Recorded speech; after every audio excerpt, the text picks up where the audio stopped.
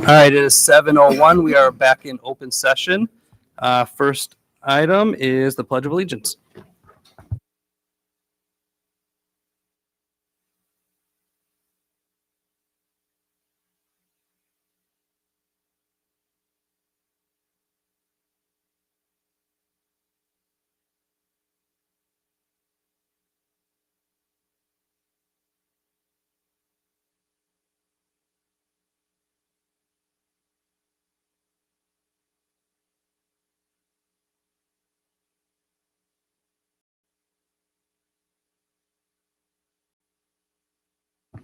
Okay, next we have our comments and suggestions from the public. Before I go to the list here, does anybody in the crowd have something they would like to address the board about? All right. If not, we can go here. I think this has to do with 4.01 as well. Cindy Wiggins.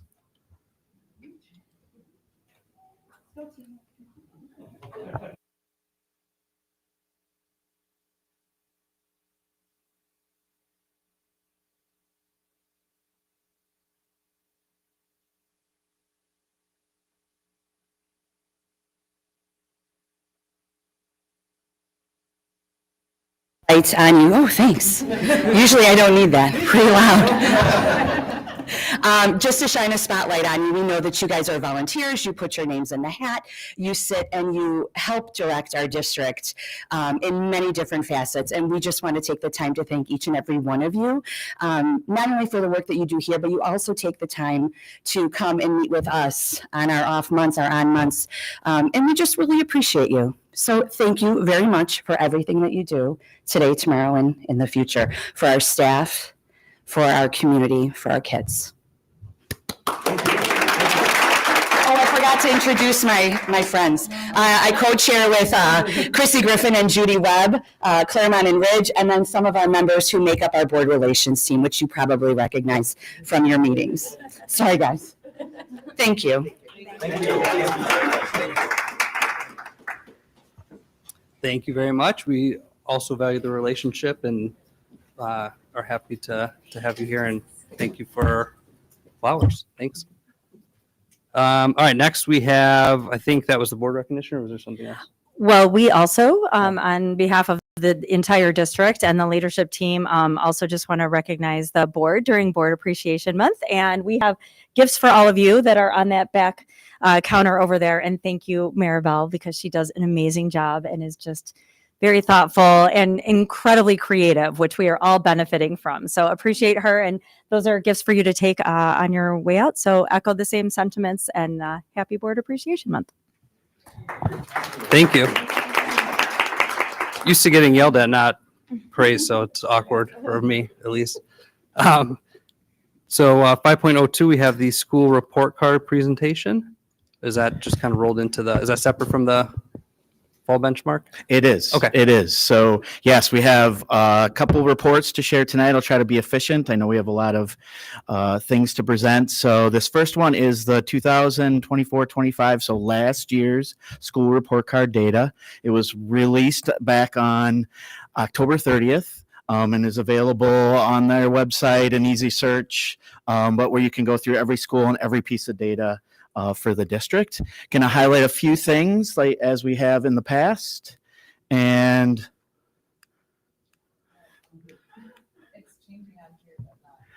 not up there.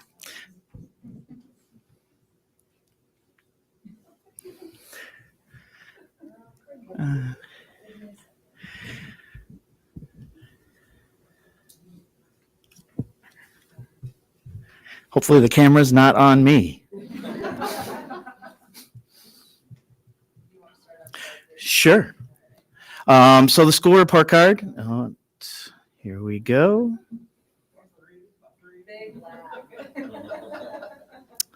So we're just going to stay right here. So this is basically the landing page where once you go to the district, it highlights a few things, the schools we have, retention rates, chronic absenteeism, every single school and district in the state will have a landing page like this. The main highlight is our school designation status.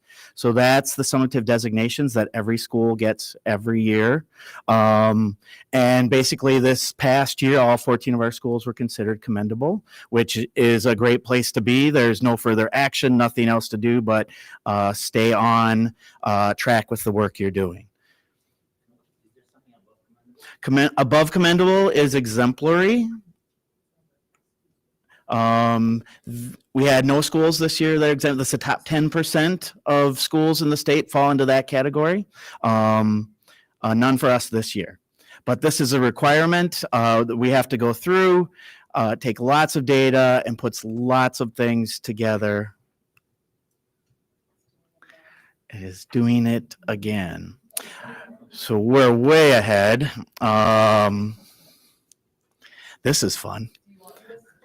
Yeah, why don't we switch it and we'll go with you taking us through. Okay, well, yes, let's stay right here. So basically there are 5 that on the left is the school report card and accountability pieces. You have 5 different levels. As I said, we're commendable. Basically that means you're not in the top 10% and you're not in the bottom 5% of schools in the state, and you have no student group that falls under that bottom 5%. So that's how that process works. In the past, we've had a few targeted schools. That means you have a student group that falls into that under 5% range. And basically it takes any student group you have of 20 or more and all of your data, and we'll go through some of the pieces that go with that. I boxed out down on the bottom on the left. The state is completely changing this process. So you can see on the right where it talks about those indicators, there won't be percentages next year. They're combining a lot of different pieces. The whole process is going to change. So this will be the last year of a report card like this. Next slide, please. I wanted to share some examples. So I chose John Jay. So on the left, you can see the house. They're going to keep the house because everyone likes the house. But what you can see is for all the categories, I'll start with proficiency. So that in this current system is worth 7.5 of 100 points. So Jay got 5.52 of those 7.5 points based on their level of proficiency. It's a formula. Climate survey, that's about kids taking the 5 essentials. They got all the points. Let's look at, man, I hate this thing. You can also see the ELA growth. Now this is frozen. And now it's moving to the next one. All right. It's going to be a long evening. So I'm going to try again. There we go. ELA growth and math growth are the 2 highest. That's worth half the points, 25% each. You could see where Jay fell on the student growth side. Got over 15 and over 13 points. This then leads to this piece on this side and shows where Jay's at. Their total points, 58.75, basically right in the middle of the commendable piece. You can see the cut scores are about 82 to be in the top 10% and about 39 to be in the bottom 5. Next slide, please. Then Jay has 4 different student groups that have, and here's the piece that the state's not changing. I wish they would. It's 20 kids. So if you have 20 kids who are low income, or 20 kids with disabilities, or 20 kids who are whatever, you then have this formula work itself out for each one. So you can see how it works for each one. You get a certain amount of points. It adds up to a number. That's your summative score for that area. If it's below that 39, you'll be a targeted school. If overall you're below that 39, you're a comprehensive school. And that leads to state support, financial support, coaching support, lots of different avenues and support. The main reason I chose John Jay as the example, I wanted to highlight that this is the changes from their scores from the previous year. So they had over 10 percentage point growth overall, 8.3 for children with disabilities, about the same for EL, 9.18 for Hispanic, and 8.69 for low income. Some really nice growth from one year to the next. Next slide, please. Then this is all of our schools, their ratings, their index scores, and highlights the different student groups they have. So you can see we range from all of our junior highs have 8 different student groups. Of the is it 11 total? Or 12 total. And we could see we have a low of 2, most are around 6 or 5, but all of those different kids we're testing are in the 20 or more. Again, it's pretty easy to get to the 20 or more, especially at the junior high or bigger schools. But you can see how that flows. So let's look at some of the big changes that happened this year. So the state completely realigned the system. On the top, on the left, you can see IAR, ISA, and the SAT all had different levels of expectations. 5 levels for IAR, 4 for science, ISA, and 4 for SAT, all having different categories or titles that go with it. When you look down at the bottom, they changed and unified those so they're all the same. We have 4 levels of proficiency: below proficient, approaching proficient, proficient, and above proficient. This piece over here identifies the benchmarks and cut scores. In the past, it was 750. Now you can see they adjusted for reading and math and also for science. Highlighting science, the expectations or cut scores went up. So automatically, every basic school and school district in the state saw their proficiency go down. So a change in a cut score, and at the same time, on reading and math side, automatically get an improvement because the cut scores were changed. So Tom, can I just confirm, does that mean the expectations have been lowered for math and in ELA? They lowered the cut scores. They lowered the proficiency expectations. That's correct. I think the next slide will explain why the state did that.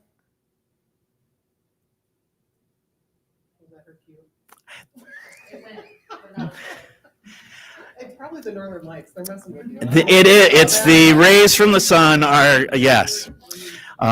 So as part of the state really spent the last 18 months actually doing a lot of research and information, and then coming out and explaining to us why they made the change. This slide demonstrates that change. So when you look up here, that's Illinois for math. So the cut score for math in the past was 253. The proficiency score of 249. So they were saying in the nation, they're saying proficiency is 249. Illinois said proficiency is 243. And then as they did their research and looked at things, they started to say in some states, and you could see on the right-hand side, in Connecticut, to be proficient, you could be at 242 in math. In Florida, to be proficient, you could be at a 236. So they decided and went in and made a bunch of changes to those cut scores. You can see, it's hard to see, but Florida is the 4th one from the end there. So based on that review and everything, working with lots of staff were involved with this, people from across the state were involved, they made those adjustments. So I think the state would argue we aligned expectations to the rest of the country versus lowered expectations. Can I ask what grade level proficiency fits into any of this? Yes, so then if we go to the next slide, actually, if we could go back to the prior slide, my bad. There you go. As they looked at those pieces, they also set up different levels for different grades. So you can see, and for ELA, it ranges from 235 to 245. So as the older, they raised those expectations. Same with math. So they didn't just create one common one, but did adjust as they went through that research process. If we could jump ahead. Quite what I meant. I mean, I kind of just meant, isn't there just certain, expectations for certain grades that certain things or read at a certain level or know certain concepts? Sure, and actually the state as a whole mapped out process for grade level for each of those content areas and the standards that go with them and the expectations tied to those. So that piece remains intact. To be proficient, all they're saying is that score can be a little less to be proficient than it's been in the past. Still the same standards, still the same type of testing process. None of that really changed, but they lowered that level, that cut to be proficient. Does that make sense? Well, and I would say, again, kind of back to that, you don't have to change the slide. The prior slide, I think, and the state superintendent, Tony Sanders, Dr. Sanders was saying from the day he walked in the door, in Illinois, we've set ourselves up to say our expectations are here, that we're not being realistic to the rest of the country. We reading and math combined had the 4th highest proficiency standards in the country. Now, many people would say that's great. Let's have super high standards. At the same time, it also leads to only 30% of our kids are proficient. Our schools are failing. But if we lived in Florida, it would be 70% of our kids would be proficient, and we're doing great. And I think that's the piece where some of the argument comes from. Yeah. All right, let's move on. You can go ahead. And one more. So always when we get into the state, especially as we compare to the state, when we share some of the state, I just want to provide the student information based on last year's information, and all of this is in the school report card, just to get an idea of where we fall compared to the state. They do release the full data set for everything. So I will tell you, we're still in the top 10 in EL learners in the state of Illinois. We're actually number 10 overall, but if you look just at elementary districts, we're 7th. So we have the 7th highest level of English learners, which we know impacts some of our results, but we do quite well in that area. So that's obviously, you can go through all those pieces, but you see where that falls. We can go to the next one. And here we are in reading. So you can see how we compare overall to the state, grades 3, 4, and 5. Something we've added, we've been working with ECRA, an outside organization that is also looking at some of this data and providing some good insight, at least from our perspective. So if we look at grade 3, to be proficient in grade 3, that cut score that they've identified, you're at the 50th percentile. So 39.5% of our kids are at the 50th percentile. So they did as well or better than half the kids in the state to be proficient. For Illinois, you can see it was 47.3. Grade 4, it's the 48th percentile. Grade 5, it's the 45th. So you can see how that falls. Then over on this side, these are the old cut scores, the 23, 24. I just wanted to provide that as an example so you could see we got about a 10% gain. Again, much of that is tied to we might have done better in some of the areas, but it's tied to the change in cut scores too, just as an awareness item. If we move Is it on. correct we're below the state in every grade here? We are below the state in every grade level, and I think the next slide it'll be the same. So again, to be proficient, you can see how that falls, and then you can see how we compare to the state. Very, from my perspective, pretty similar to the way it's been in the past on the reading side. If we go to math. So here you can see math, we're almost there when compared to state. I believe we're ahead of the state in 3 of the 6. It might be more. I think the piece I want to point out here, even though the state changed and lowered those expectations, in 5th grade to be proficient, you have to be at the 60th percentile. So in a sense, you have to be above average to be proficient, which, obviously creates some questions about those different levels of expectations. So 4th grade, it looks like we are running a little ahead of the state. Same in 5th grade. If we go to the next slide, head in 6th, head in 7th, and a little behind in 8th. Again, what a great example. 69th percentile. So you have to score better than 69% of the kids to be proficient in 8th grade. So new system, I'm sure they'll continue to look at it. But things to be aware of as we move through this process. Then I think we'll see science. Oh no, this is our growth pieces. Thank you.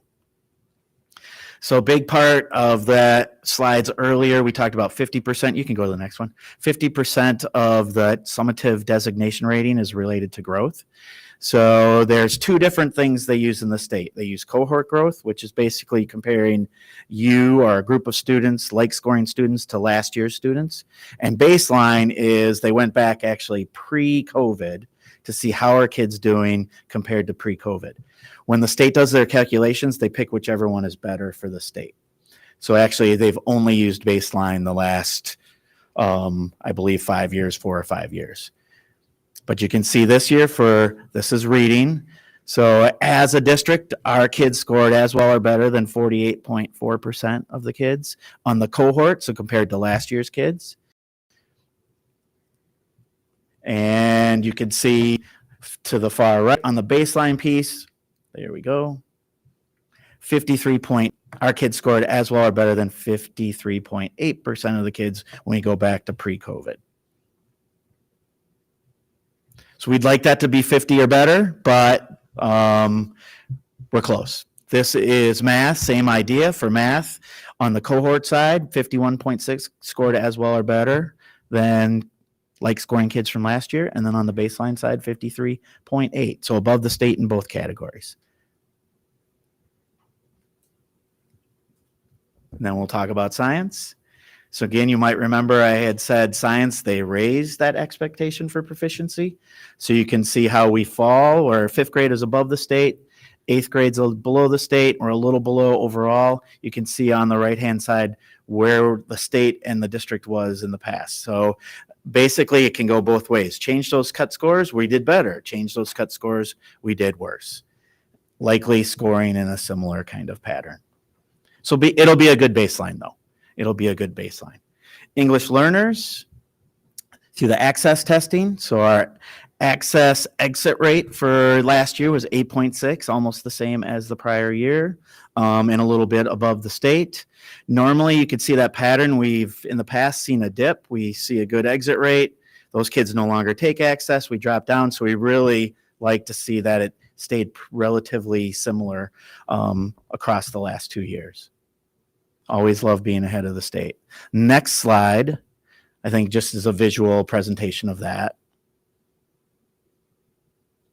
And then the next slide, we get into long-term English learner rates. So students who are in an EL program longer than 6 years are considered long-term ELs.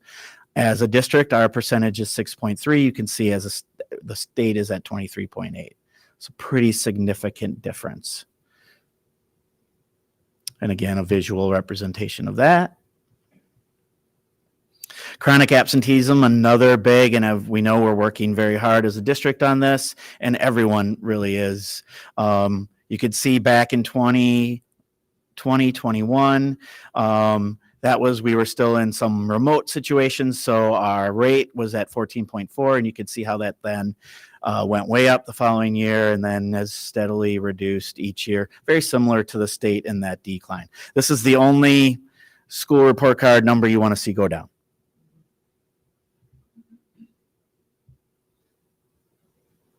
And again, the visual. And the last one, because I know in the past we've had some questions about teacher retention. This is something the state tracks and produces for on the school report card. Basically, they take 3-year average of staff who stay in their same building or stay in the same district. And you can see how that's flown. Our last year was 91.6 compared to the state's 89.5. So we've been in the 90s the last 4 years. So pretty solid and above the state, I believe, each year represented here. And the visual. And I think that's it. Tom, why don't we see anything on schools here? I don't see any individual schools other than that one. Yeah, chart. I know our benchmark plan usually is we share a lot about schools. We haven't done that on this piece. We certainly can do that in the future or even add slides if that's what the board wants to see. I'd like to see if there's any consistency between sure. our iReady and our IAR. Sure. I think the flip side is all of this is available. You could go into every school and look at every piece of data where you don't have access to iReady to do those pieces, but we can put some slides together. But this is our biggest responsibility is to monitor this. Oh, no, I understand. I understand.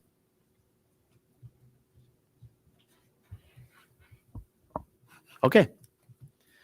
Last year, we had a couple of schools that were very close to an exemplary rating. Yes. Did we have any who were very close to an I think our highest rated school was like 75 points, and it was 81.99. So very close, very close. I will say as part of the state's idea of the change in this process for next year is that they want more schools to have the opportunity to be exemplary. How that will look and how that will shake out will be interesting. And we're learning about that. Should we roll right into the fall benchmark? Sounds great.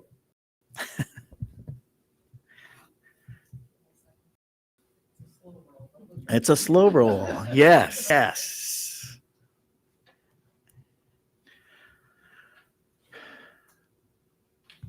While we're pausing, I just want to really highlight the piece that Tom, you put in there that I really appreciate is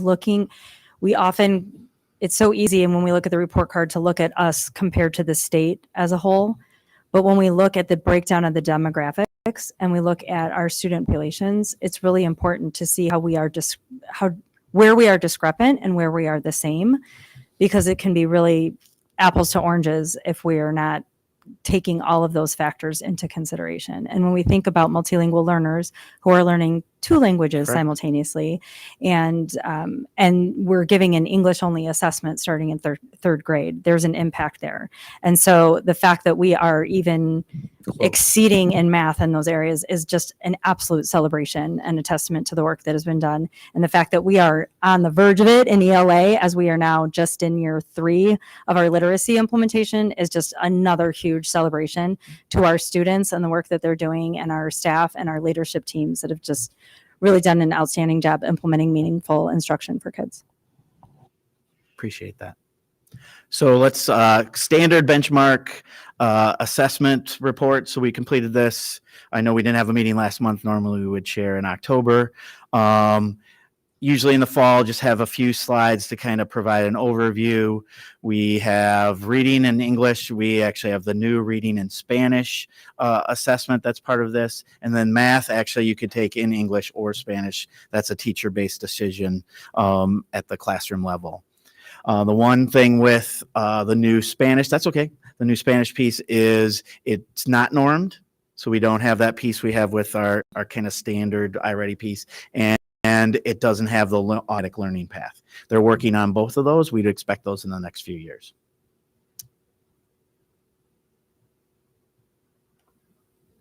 Just a few things, that why we want to report this data out and why we look at it, organize it, analyze it, and use it. It's a great check on the system. To see across time, across school years, across individual years, across programs, across individual schools, all those different pieces. It also really helps inform our MTSS process to get intervention and supports for kids, schools, teams, teachers, parents. The reality is our entire school community has access to this data in one way or another. It does really help reinforce we're working on math. We're in year 5 of math. We've seen consistent growth. We must be doing something right. We're in year 3 of reading. We've seen that growth. It really helps those pieces, and then also targets areas we're not seeing growth and improvement we got to work on. And it allows us to report out to the community, to the board, in a pretty consistent way. So this is just a quick process overview piece. Kids take this assessment electronically. For the non-Spanish reading piece, it's adaptive. So if I get a question right, I go to a harder question. And I keep going. And one thing we struggle sometimes, our kids don't want to do so well on this. They'll pause on a question for a long time, but it's designed for them to get half the questions wrong. So 50% is what you're going to get. And then that places you at a level. The example I have here is an 8th grade math student. You can see this student. I know you can't see it right now. So basically this student is at the 50th percentile. That's the bottom circle on the left. But you'll see this student starting the year 1 year behind at grade 7, which basically means they're ready for that next level. For students to be a year behind at the start of the year is relatively normal because they're not yet in that new instruction. So we'll be very interested to see where's this kid in the winter. We would hope we'd see them in the green, in the mid, or the on. I think the point to this is being a little below, you're still right in the average range at the 50th percentile. We can skip this one. So things we talk about are the KPI. You know, that's been a goal since the last strategic plan rolled out. We want 80% of all of our kids, all of our groups at that 80% level. We also want to compare as well or better to the nation on achievement. And then when we get into the winter and spring, we really look at those growth rates and intervention rates. So let's look at some. So this is our kind of standard slide we use from overtime, where we started back in 21, 22 and where we are today.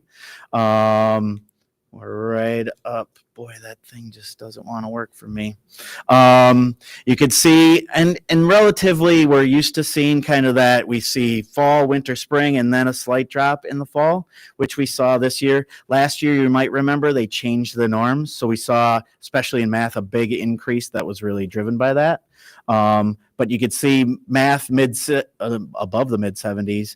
And interestingly, for reading, we're actually starting the year ahead of where we ended the year. Super positive. So let's look at reading.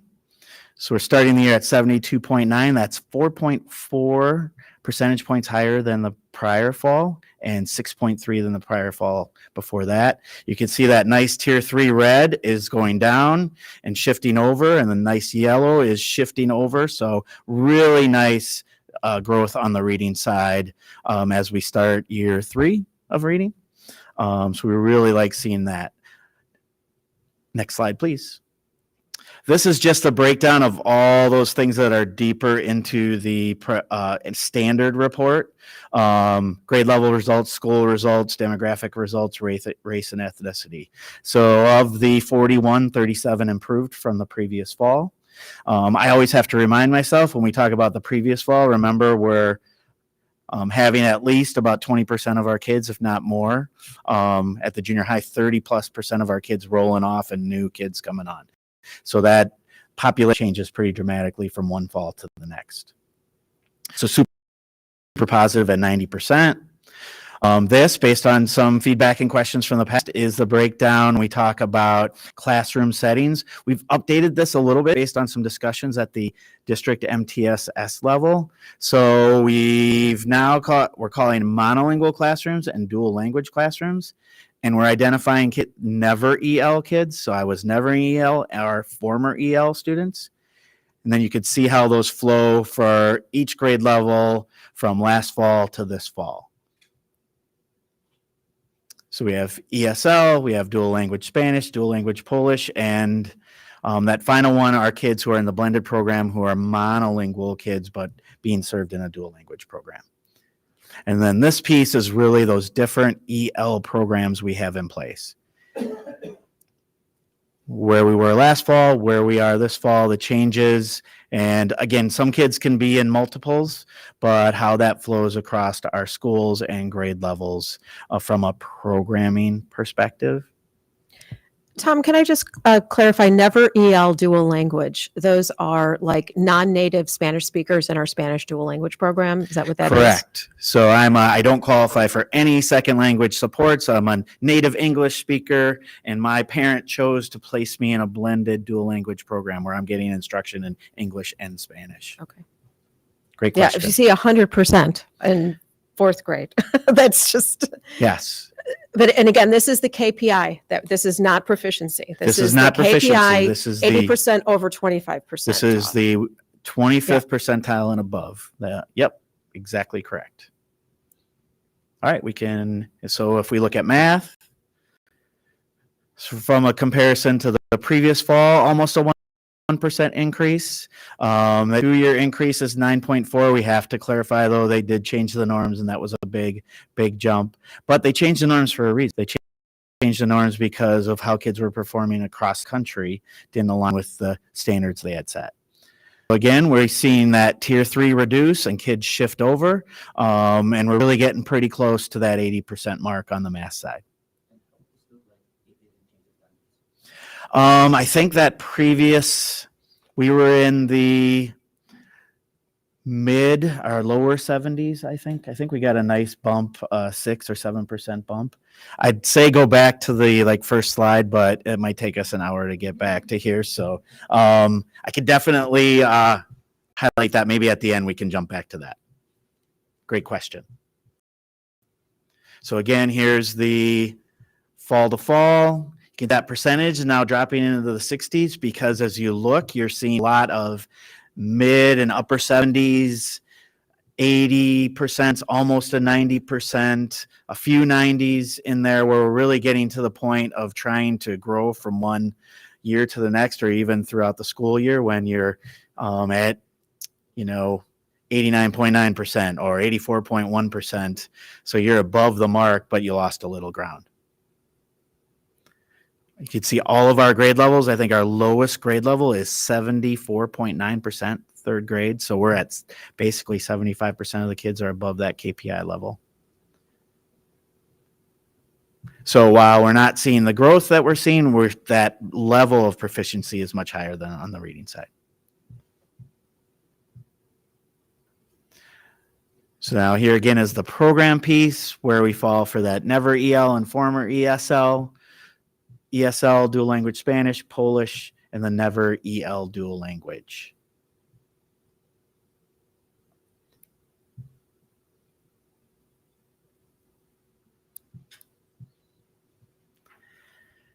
We should have music. Thank you. This is again, that program piece related to our EL services. It's always good to look at those numbers, especially when you see the denied services. So a denied service is a parent said, my student qualifies. I do not want them to get any services in second language. But you can see that number is 64. So you can see big swings up and down when those numbers are pretty low. Just a thing, something to point out. All right, now let's talk achievement. So now we go to that grade level piece away from the KPI piece. So you can see where we fall this year. This is reading and how we compare to Illinois and the nation. I like to look at the two greens as that on grade level. So we're at 13% are above and 16% are early on. A little bit below Illinois and the nation on the at or above, but right in alignment. And you can see as we flow down, very much aligned across the board. So we'd like that obviously to be better, but you can also see that as we get into those below grade level pieces, we start to see some changes from where we were a couple of years ago and even last year in a positive way.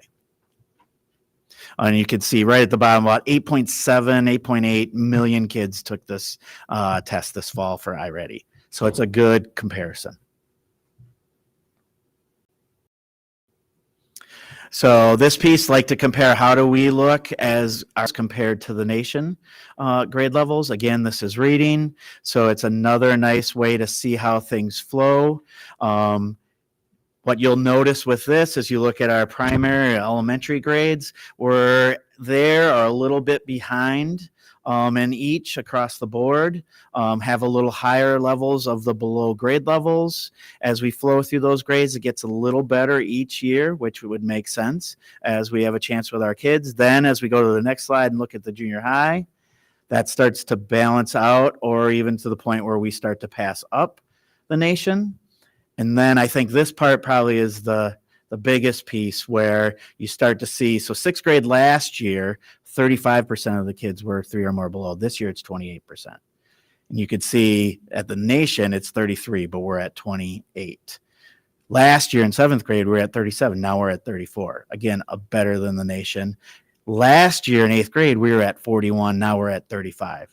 So you could see we're reducing that piece as a system each year. And anytime we can be above the nation, it tells us we're on track and that those programs in place are having the impact that we would hope and expect. For us, the way it works, though, you'll see it a little differently over time, just based, I think, on our population.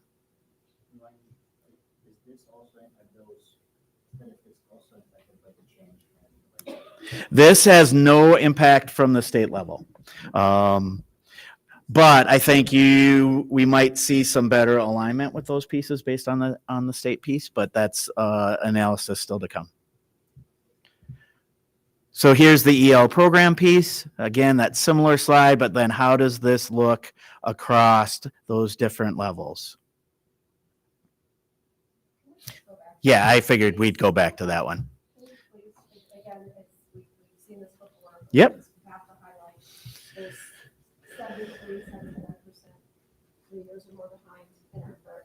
Yep. So when it's obviously a huge concern that those students, that we have that many that are that far behind. Clearly, we have structures in place to try to address the needs of those kids. And I think the last few years we've seen from fall to spring, we've seen a lot of improvement. We have to remind ourselves, or I have to remind myself. So we're talking about second language kids. And when we start talking junior high, a large percentage of kids who are long-term ELs. So there's a lot going on there. But clearly, yes, it's a big number. It's a big number. I really wish we could have that. They don't have a state comparison for us. It would be great to have, just to know how are we aligned, out of alignment? What does that look like in the nation? Because, yeah, it's a bad number, absolutely. But, and not that it would be better if we aligned with this nation, but it would be nice to know. But yes, definitely a big number. Well, and I think as a district, we've been focused on that from day one and are working towards those pieces to try to best meet the needs of our long-term ELs, of all of our ELs across the board. And I think we've made a lot of improvements and we're seeing a lot of growth, but here that's a pretty stark one. Yeah. Okay. Then, so this is the new Spanish reading piece. I thought just to build a little understanding, this is the same student. So this student is a kindergartner? Yes, grade K. This student is kindergarten. This is the English reading test.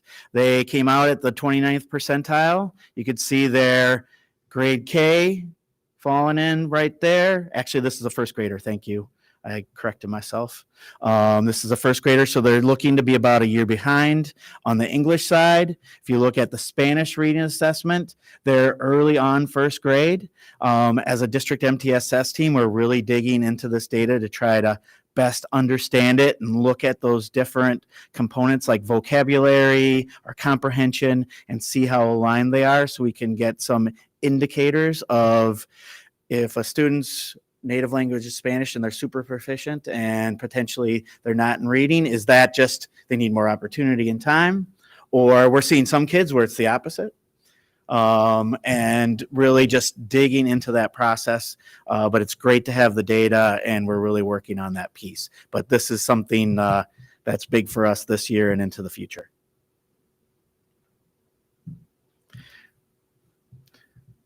So with this data, what you'll notice is when it compared to the nation in Illinois, we are lagging behind in regards to proficiency in the different levels. Again, it's a baseline for us.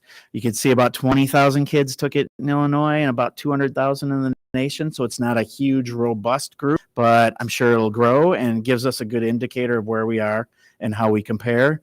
And as we figure out our trajectory, it will help us take some additional actions.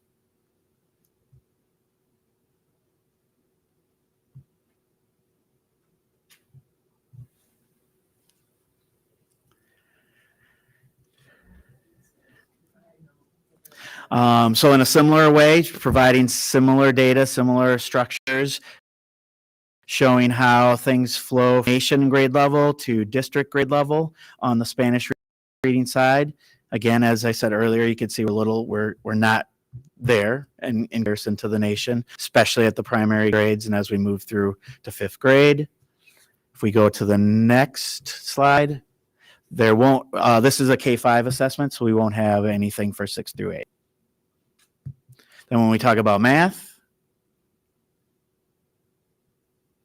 so again, as we have in the past, we continue to be slightly above Illinois and the nation in regards to being on grade level, above grade level, or kids below grade level. So this has been a consistent piece for us and is maintained, and even that gap sometimes gets a little bit wider in the good way for us. About 10 million kids took this assessment this fall. The breakdown by grade levels, the difference you'll see here, we're at or above the nation pretty much across the board in all of the categories and grade levels, above, below, and in between, starting at kindergarten and working our way through fifth grade here. When we go to the next slide, for our middle school and junior high, again, those gaps get even a little bit wider, especially 6th and 7th grade. Starting to see some pretty significant gaps across the board in our performance compared to the nation, only in a good way. The breakdown by program. So again, while the middle school ESL and Native Spanish pieces, we're still have some significant numbers there. You can see a pretty big difference between the reading, which we would attribute directly to the language piece. You can roll. And that's it. When this goes out as part of the report, then the community and the board and everyone, if you've already gone through it, have access to the 70 some slides that go into a lot more detail that we report out every time. Can we go back to like the first? Yeah, sorry. Just to answer Lucas's question, the graph slide, number 9. So pre change norms, that would be spring of 2024, we were at 70%. You could see then we had a 5.6% jump, which we would attribute to some growth and then a norm growth. So it's pretty significant.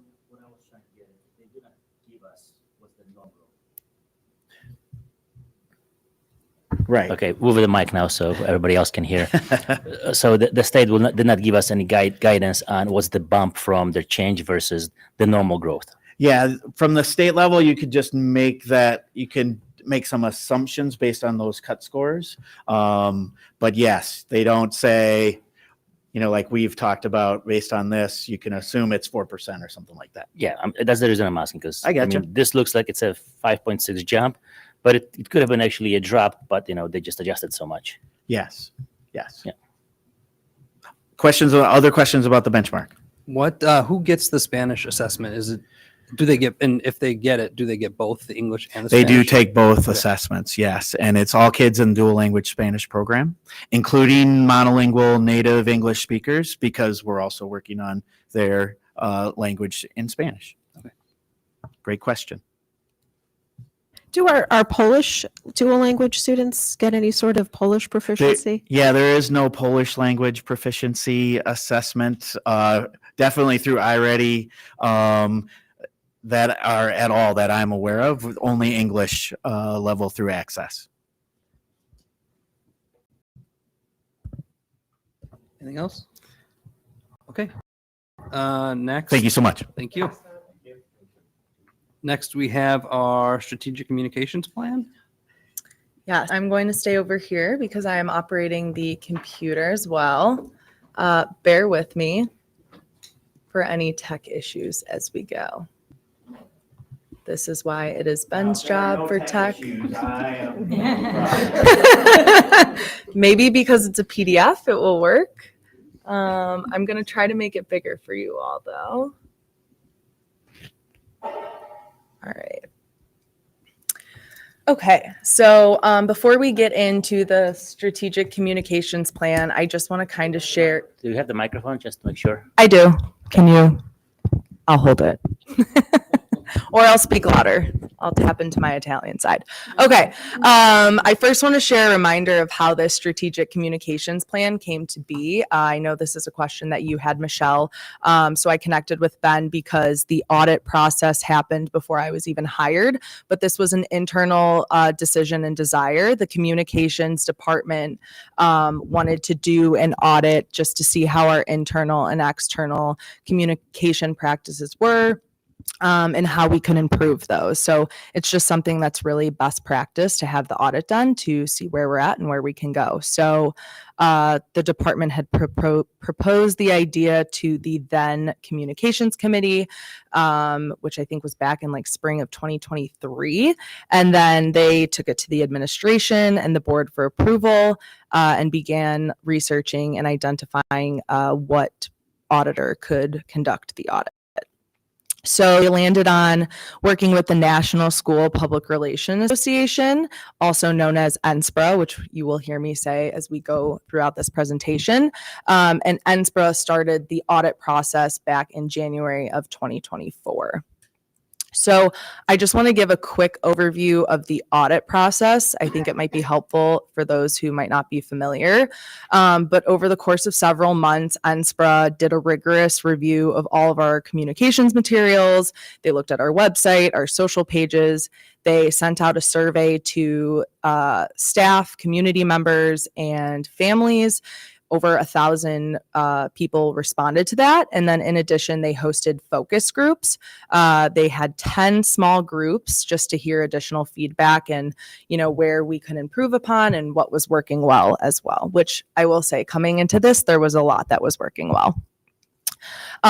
So more info on the actual audit process is included in the plan, and it's also available on our website. But I was then hired in July of 2024, really to lead the communications department, but also put together this strategic communications plan, which you'll see it's a multi-year plan, and it will really guide our communications work, and it ties nicely to goal 3 of the district strategic plan itself. So with that, we can dive into the actual plan itself. I will just do a high-level overview. This will be available to view within the board update. It'll be linked in the digital newsletter that goes out to all of our families and staff on Friday, and then we have it on the website as well. So these first few pages are just kind of an introduction to the plan. We remind those who are reading it just about the district overall, and then about the communications department itself. Then we get into a little bit of an overview of what this strategic communications plan is. So really it was created to strengthen our two-way communications with our key stakeholders, which are families, staff, and community members. This plan really will serve as a long-term roadmap to guide that clear two-way communication across the district, and we'll do that by building trust and engagement with the school community, aligning our efforts from a communication standpoint with the district goals, and then ensuring our staff and families have access to the information that they need. I think it's important to note that this plan was not just developed by myself. We had a communications strategic plan task force, and I had established that last year. So that was comprised of about 10 different staff members all across the district, representing each of the 4 job groups, and then all across the different buildings as well. So we met multiple times over the last year to discuss feedback, what they were hearing from families and staff, and then also the audit findings itself. And then in addition, we had the board communications committee, which is comprised of Michelle and Lucas. So we met throughout the last year, and they provided input and perspective throughout the process, especially tied to our 4th goal, which you'll see in a bit, which is around board communications efforts. So this was really a group effort. I really appreciate everyone who provided feedback, gave their time and assistance to make this plan what it is today. So these next 2 pages, I won't really dive into too much, but this just is the overview of the audit itself, and then some of the high-level findings that came back from the audit, both what was working well and also where we could improve upon. I will say, just kind of going back up to the communications audit overview, one of the key things that NSPRA did was provide 9 strategic recommendations for us, and that was just based off of everything that they reviewed, including the survey results and the focus group input. So what we did was took those 9 strategic recommendations and translated them into 4 overarching goals, which we will get into as we go. But it is also important to note that NSPRA says it is only realistic to do 2 or 3 of the 9 strategic recommendations per year. So that's why this is a multi-year plan. And you'll see how those recommendations ladder up to each of our goals towards the end of this plan. All right, so the good stuff. And okay, there it goes. I know it's kind of hard to see. Let me try to zoom in a bit. All right. So I'll just quickly go over each of our 4 goals. The first one is tied to streamlined and strategic communication. So this is really establishing and maintaining a comprehensive, measurable communications plan, which is this, while also standardizing our platforms and practices to ensure that we have that clear, consistent, and transparent messaging across the district. The second one is accessible, inclusive, and digital communication. So this is making sure that what we put out there is clear, concise, it's accessible, and easy to navigate across all of our platforms. So that goes for digital, social, and if we do put anything in print, for that as well. Two-way communication and trust is our goal 3. So we really want to build trust and transparency with our key stakeholders, which are our families, staff, and community members, by strengthening two-way communication and involving and updating them in meaningful ways. And then goal 4 is where all of you come in, Board of Education communication and transparency. So really increasing the visibility, clarity, and accessibility of board communications to strengthen understanding and trust in district governance. And now it's going to be slow. Okay, so this next piece is a strategic plan roadmap. So this just kind of shows you, let me zoom out a little so you can get a better picture. This kind of shows you how we'll cadence those 4 goals throughout the next several years. So this first year, we're really going to focus on building our foundation. We're going to implement and launch this plan. We are going to expand accessible and inclusive communications, which is something we've already been working on. We are going to identify a new mass communications platform that can help us in achieving some of these specific strategies that tie to the goals. And we're going to work on strengthening the board transparency. After year 1, year 2 is focused on streamlining and building trust, and year 3 is really focused on optimizing and deepening engagement. So these next 2 pages kind of go into each of the goals. You'll see the goal that I already went through at the top. If the thing ever works, there we go. You'll see the goal listed at the top. It then has what NSPRA recommendation it ties to, and then it lists the strategies that we will leverage from the communications department to help us achieve those goals. So I won't go through all of this, but I definitely encourage you to take a look at it and see how it ties to the audit itself. Yeah, I think you're doing a great job with goal 4. I know it's on for later, like when you had the board members, when you did a video of us for the community and put us in the newsletter. So I think that's been great. Yeah, There's definitely, and it's at the end of this, but there are some things from the audit that we are already working on. I'll call them quick wins. But there are lots of pieces from their 9 strategic recommendations that we're already implementing and have been implementing since I started. And also some of it was being implemented before I even started.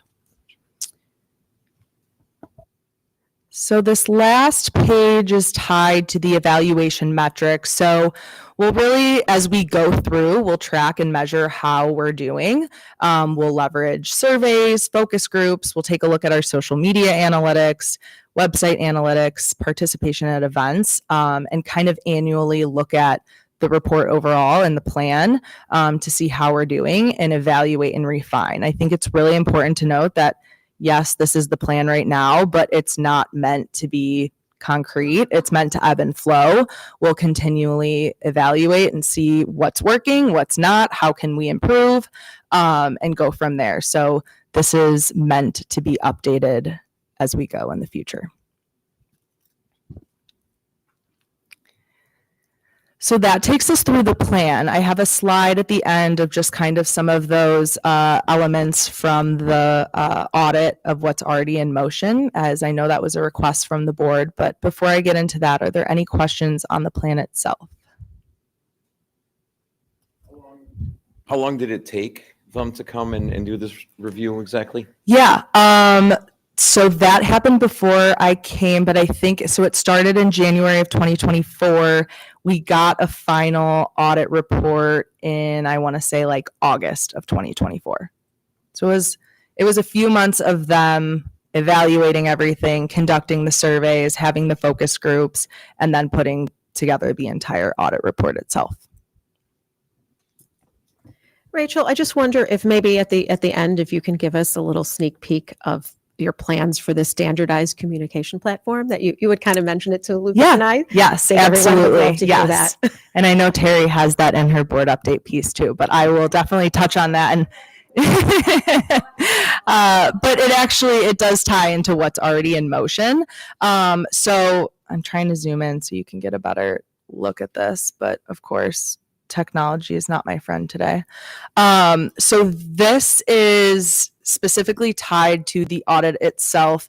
I pulled what is already in motion, and in the parentheses on the right, it's tied to what strategic recommendation it ties to or what page number in the audit it ties to. Michelle, I know when we connected during the committee, you had mentioned page 23 and 24, which pulls quotes from the focus groups. And if we have addressed some of those pieces, the short answer is yes, we have addressed those pieces in some capacity. Some of them are a little longer term. They'll take a little bit longer of time, but all of those what the auditors heard in the focus groups was incorporated into the recommendations that they provided, which then turned into this plan. Yep, exactly. So I just wanted to share some of what we've already been doing. Effective communication, we have been working to ensure that what we put out is clear, it's easy to understand. I think even when I came in, I did not come from an educational background. I came from corporate PR world, so I did not know what a lot of the educational jargon meant. So I totally get that it can be tricky to understand if you're not familiar with it. So we've really worked to ensure that what we put out there is digestible for our families. It's at an 8th grade reading level, which was suggested in the audit. We use bullets where applicable so that it's like you can quickly read it. We know families and staff are busy. They don't have a lot of time to sit there and read a novel. So we want to be cognizant of that. Another thing that we've really been working on, good news stories and staff awareness. Since I started, I think I counted today, I think we've put out 19 good news stories on the website. So we try to do one a month. Excuse me, I need water. Been talking too long. So we try to put out one good news story at least per month. I try to really ensure that we highlight all of our schools evenly, but we have some really awesome stories in the pipeline too. So that has definitely been happening more. Communication or newsletter translations. This was in some of the focus group feedback. So we have implemented S'more, which is a newsletter creation platform. It's a temporary solve until we can find a new communications tool, which I'll get into. But S'more allows us to integrate into School Messenger, which is our current platform that we use to send out all the communications to families from a district and school perspective. But it allows the message to be translated. You can kind of see in the lower right corner. I took a screen grab of it, but you can translate it in over 130 languages. So it gives our families more options and to meet them where they're at in terms of that. So we've done a lot already. We're really excited to continue and work on the goals within the plan, but these are some of the quick wins.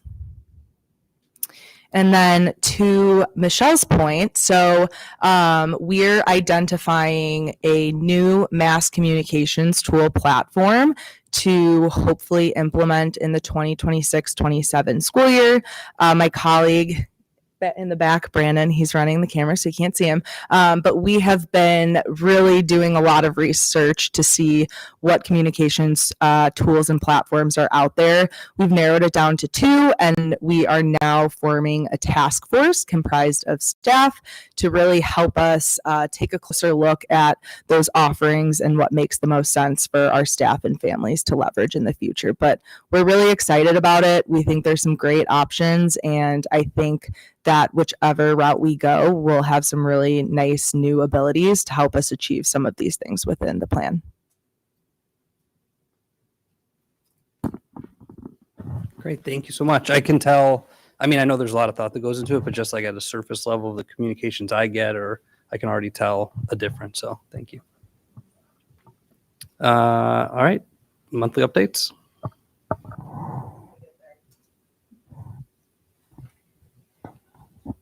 All right, so while we're pulling that up there, I just want to take a minute because Mr. Ludloff did an incredible job of presenting what really is the heart of what we do as a school district, which is centered around student learning. And I just want to say thank you because our students have so many things to celebrate, and there was a lot of data in there. And I just want to take a minute because I'm not sure we gave it the proper justice that it deserves in terms of celebrating the work of our students. The growth and the trajectory that we're on is unique, and it doesn't happen just overnight. It happens with intentionality and purpose and a whole lot of collaboration and people that really did a ton in terms of professional learning, which has been amazing. The work of our teaching and learning department, the work of our instructional coaching, and how that has evolved over the last 5 years, the added resources and the equitable distribution of our resources to each of our buildings has been absolutely, so every piece of data that we look at every day, we only get to present it out on a semi-frequent basis. But our staff are looking at this data every day and making instructional decisions every day to best impact our students. And I just think it deserves a huge round of applause. So thank you, Tom, for presenting that and representing all of the hard work of our educators in our district and our students who really are represented in that data. So I'm going to applaud. And I think I killed enough airtime to get the updates up there, Rachel. So, all right, let's jump into what has been going on. It's been a while since we've been together, so lots have been happening. I want to just recognize that we did have Veterans Day this week, and excited that we were able to celebrate it with our students in session. I know years ago we used to take that day off, but the work that our staff does to really honor and educate around Veterans Day is just so beautiful. And the number of veterans that have come into our schools and get to be honored and recognized. I had the privilege of going to Byrd today, and Mr. Gannon's dad and mom were there because his dad is a veteran, and it was just the coolest thing. And then they had folks from our VFW from Elk Grove, and they actually honored one of our teachers as their VFW Teacher of the Year at Byrd, which was all really cool. And the third grade put on a great performance singing, and I know many of our schools did lots of great things. Our former board member, Randy Reed, was at Devonshire, and because he is a veteran as well. So just excited and learning opportunity for things that really honor and celebrate our country, which was great. Joint annual conference, that is our III conference coming up. So I know a number of our board members will be there. Very excited also because Dr. Ossel and Danny Malik and myself in partnership with District 21 will be presenting on our original shared service model with our Director of Safety. So very excited about that opportunity and to get some great learning and networking while we are there. We are Saturday, which I believe is the 22nd. We are at 3 p.m. in the Hyatt. So that it should be a great session. I'm excited.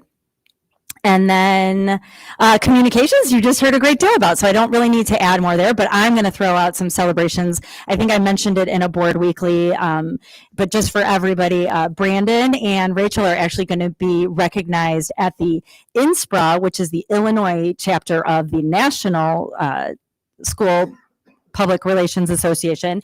They're going to be recognized on Friday for their award, Merit of Recognition for their Before the Bell work that they did. So they'll get to go and be recognized and honored for their work on Friday at a luncheon. So excited for both of them. All right, assessment and accountability. So you heard a lot about our school report card as well as our benchmarking. I think a key note, Tom referenced this, there will be substantial changes to the report card in the coming year. One of the things that I think is really important to get out there in advance, and it's still in draft feedback form, but we went from 5 levels to 4 levels for the proficiency. But we are going potentially from 4 levels to 5 levels for school designations. So right now you saw exemplary, commendable, targeted, and then comprehensive. And it's going to shift to another category. And why I want to really get out there early and announce that is because what you are going to see is a lot of schools that are now going to move from commendable into another category.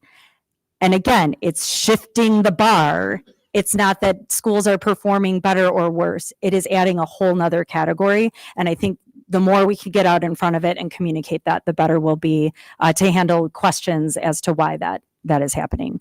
And again, it's part of a system of better reflecting what we do in schools and being a little more equitable in terms of how we label our schools. The biliteracy trajectory, so our district MTSS team is really reviewing our iReady English and Spanish reading data that Tom mentioned as well. So that's exciting to be able to have that comparative data to look at. Professional learning always continues. We had a district PLT on our early release Wednesday on November 5th that was really focused on our writing and literacy focus for year 3, as well as some job alike, so our like groups opportunities to collaborate. And then we are already well underway for our planning for the January 5th District Institute Day. Business services, you'll hear more about this in discussion tonight from Mosin, but tax bills are being mailed in Cook County, finally. So we are very fortunate that we were not having to issue tax anticipation warrants like many of our neighboring districts, or having to take out, funds and resources from loans, if you will, to make payroll. We are very fortunate to have a healthy fund balance. However, I did ask Mosin to pull together the impact of losing our interest earnings from our tax collections, which you can see right there, $775,000 approximately. That is no small dollar amount, and that's being taken directly from kids. So part of what we're doing as a local area group across Cook County is trying to work with legislators to really help develop some type of hold harmless legislation should this continue to happen in the future.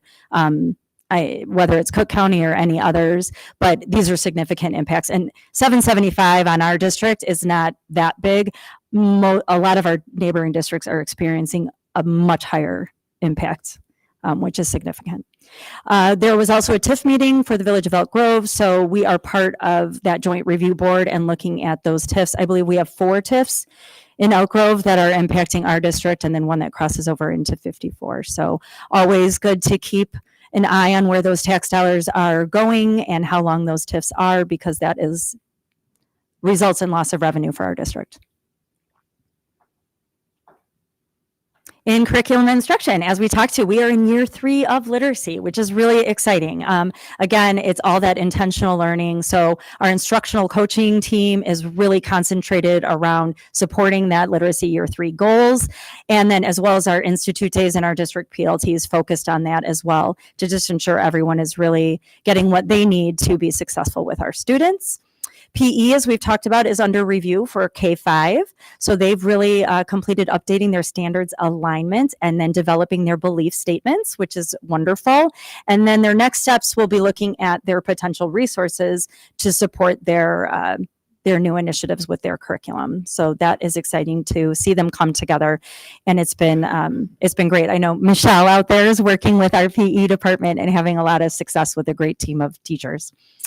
Kindergarten reimagining. So that, as you remember, last year was a year-long study of a group of teachers and staff coming together to really better understand how are we developmentally meeting the needs of our kindergarten students, as well as transitioning, whether it's coming from our ELC or coming from no prior formal education background at all, and how do we meet those needs in their first year of learning with District 59. Their focus really this year has been on purposeful play. You'll hear that probably a lot. And then really looking at their instructional routines that are then again matched to the developmental readiness of our youngest learners. So really proud of the work that those teachers have done. And I think we are seeing a really initial dramatic difference in how we are accessing students and receiving them in their first year with us, which is great. January Institute Day, the January 5th one that I mentioned earlier, what's great with this one is that we're actually coordinated area-wide. So District 214 has their Institute Day then, as well as some of our neighboring districts. And so what's nice is that each district kind of hosts different things for job alikes and professional learning. We have the opportunity on January 5th to host visual arts. So our visual arts teachers are going to actually be presenting to all the area other visual arts teachers and just have a really productive day of learning, which is exciting. And then our other teachers will go out, like PE and other job alike groups will be able to go out to other districts and receive their professional learning. Human resources. So certified evaluations well underway. You can see those numbers there for a little bit of data. A lot of great, meaningful conversations and observations taking place to support instructional improvements. Our new educator network continues to just really thrive. It was so great. We had an opportunity here for our new educators to come and they were spread out all across this building. Tom popped in and visited some of them and just really get connected with each other as well as with coaches and other staff so that they can get really targeted professional learning to meet their needs. So there's a strong focus on our instructional planning, as well as ensuring that our classroom environments and our classroom management plans are really what our kids need. And then we're also doing classroom walkthroughs so they can see each other and learn from mentor teachers and other more seasoned veteran teachers. And then we have opportunities for our mentor teams. So we've taken a little bit different of approach with mentors to build teams within each school so that we can better support kind of the diverse groups of new educators that we get every year. So everyone has someone that they can connect with and really learn from and be supported within their job role and within their school setting. And then we obviously, as this is a year-long process, we just continue to enhance our recruitment efforts, really looking at our teachers who are doing student teaching right now. Our December grads are always great, and then attending job fairs for any of those open positions that we have needs for. In student services, a big topic, and I know we have this as a discussion item for the board tonight, but we are heavily focused on supporting our staff and our families in terms of immigration and customs enforcement needs, as well as food services and related to SNAP benefits and families that have been impacted. I want to preface this by saying, these are topics that I talk about with my fellow colleagues when we meet with our superintendent's teams. This is not unique needs to us, but what I will say, and I'm incredibly proud of, is District 59, from a community outreach and partnership perspective, is one of the best positioned districts in our area. We had that was established when I got here, which is just amazing. I remember going to the first fall back to school bash and the number of resources and tables. There was a table specifically set up to support families with immigration legal issues. And that was 5 years ago. And that was amazing, along with the vast number of other resources that we have stayed connected to. And then after, I think, my first year, we more than doubled our community outreach team. And we have one of the most impactful and connected group of people that are really at the front with our families in need, understanding what those needs are, having established relationships and connecting them directly. So what you see from a district-wide communication perspective on what we're doing is to build awareness, and especially our families. We have so many families that want to support, but those families that have the direct needs have the connections already established, and we are so ahead of this in terms of that, and super proud of this district and the work the work that has been done. So greatly appreciate that. So you can see the number of things that we've already put into place, and I know we'll continue to discuss those. We're always looking for ways that we can enhance communications and build greater awareness and understand what we may have limitations as a school district, but where do we have partners that can pick up where we leave off? And that is the beauty of these established partnerships, which has been amazing. PLCs, those are professional learning communities. That continues to be we're in year 2 of that. So we work with PLC Plus. And so this year, we're really focused on creating our district purpose, our definitions, our resources. So we have some consistency and continuity across our PLCs in all of the schools. And then what's awesome is our lead activators are actually doing observations of other grade level PLCs so they can see what they look like, learn from each other, and really have their own professional learning embedded within their work, which is just fantastic. Probably one of the most impactful practices that we can employ as public educators is giving teachers opportunities to collaborate and connect and talk about instruction. And it's really hard in a school day that is very limited. And then lastly, we did host our family education session on November 6th. We were, despite a lot of good communication and social media and personal invitations, because we focused on attendance, our series is really focused on student attendance this year. We unfortunately had a really small turnout. So we're going to kind of evaluate where we're putting our resources and preparations and see how we can get some feedback and better connect in some different ways. And I think hosting these sessions maybe in the evening are not the best method to connect with our families. So we're going to be seeking some input and reflect on how to better reach. Can I jump in there? I was there. Yes. I brought my kids too, and we brought the devices, and they had devices for us to look at. And I'm so sad Ben's not here. Sorry, was that for the tech? Oh, the tech. Right. What is this one, family? So that was the one that was focused on. This one. That's okay. Everything whole. Okay, sorry. Appreciate that you want to be, but I'm this in the one next was focused on. We actually brought a speaker in, Yeah. and I believe it was fantastic. We're looking at how maybe we can get access to some of those resources and disseminate them in different ways, and maybe just that draw. I guess when you're struggling with attendance, it makes sense that maybe we struggled with attendance on this one. And so we're gonna seek some alternative ways because it is an important topic. But appreciate you. And so the next slide, actually, and then you can speak to this. So, Ben is not here tonight with us, but I know he's watching. So I want to just give a couple updates, and I know he included this in the board weekly, but I know our staff maybe have seen this as well. So we put out our new devices this year, and things are working really well. We did start to notice a structural issue with some of our Chromebooks that are being heavily used, the tablets. There's a buckle that's starting to happen at the top frame. So it's the case that's bolted on to the device is actually starting to buckle around the toggle for the camera. Right now, we have every Lenovo rep working with us to find out what is happening. And I think we have someone isolated in a lab somewhere trying to duplicate and understand what the issue is. Right now, it's not deterring any of the functionality of the device, but so it's mainly a cosmetic thing. But after time, we're not sure. So we want to really get our eyes on it and really appreciate the proactive team addressing this and working with our vendors so that we can hopefully find an issue and get those devices replaced.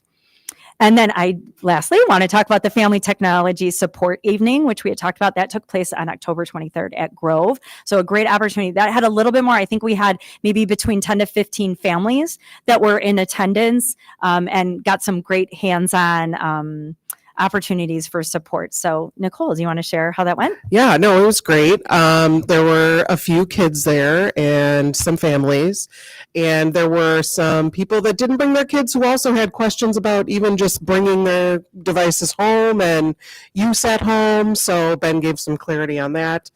And yeah, I just think that those nights are great, and I hope that more people can come later, like to future events, because I think they're very informative, and, you want to see us, we're out there. So, come by. Absolutely. So they're going to see. be looking at what additional opportunities and how do we maybe embed them more into other family events that are taking place at the schools, because our schools managed to get a great turnout. I think if we had put like a tech station up at Trunk or Treats, maybe we would have had like a really good thing. And then here's an attendance blurb as well, because Trunk or Treats were highly popular and very well attended. So appreciate that. But that And is, Ben also had yeah. candy. I'm just saying, he offered snacks, There was a candy. full-on buffet at the other one too. I think the staff probably all enjoyed it and took some home. But whatever we can do to get the draw, but we want to meet people where they're at, and understanding where they're at is the most important piece. So that is all I have in terms of updates. All right, thank you. Next, we have our consent agenda. So if I can get a motion to approve items 6.01 through 6.05. So moved. I'll second. Moved to second. Any questions? If not, we have a roll call vote. Buckler? Aye. Zach? Aye. Eddie? I. Johnson? Aye. Kitzinger? Aye. Notini? Aye. Chesney? I think yes, stuff. The bathroom. So do I absent? Yeah. But I can't. We'll figure- Okay. figure it out. All right, motion passes. So we can move on to action items. We have 7.01, the approval of the application of the Illinois Board of Education School Maintenance Grant, district certification. If I could get a motion to approve. I'll make the motion. I'll second. Moved and seconded. Do you want to, is this straightforward? Or? It is. We get the opportunity. Usually it's annually, but you never know with state funding. And we are fortunate that the state put this grant out. So we are applying for it and excited to. It's a matching grant, so we do have to contribute funds, but it's just a great way to get some things done and to get some extra funding. All right, could a roll call vote? Zach? Aye. Eddie? I. Johnson? Aye. Kitzinger? Aye. Notini? Aye. Chesney? Absent. And Buckler? All right, motion passes. Now we have 7.2, the approval of the 26-27 school calendars. Any changes from when you presented last week? Okay. Can I get a motion to approve? So moved. I'll second. Moving to second. Any questions, comments? If not, can we have a vote? Eddie? I. Johnson? Aye. Kitzinger? Aye. Notini? Aye. Chesney? Absent. Buckler? Aye. And Zach? Aye. Okay, motion passes. 7.3, the approval of the 26-27 fiscal year holidays. If I could get a motion to approve them as presented. I'll make the motion. I'll second.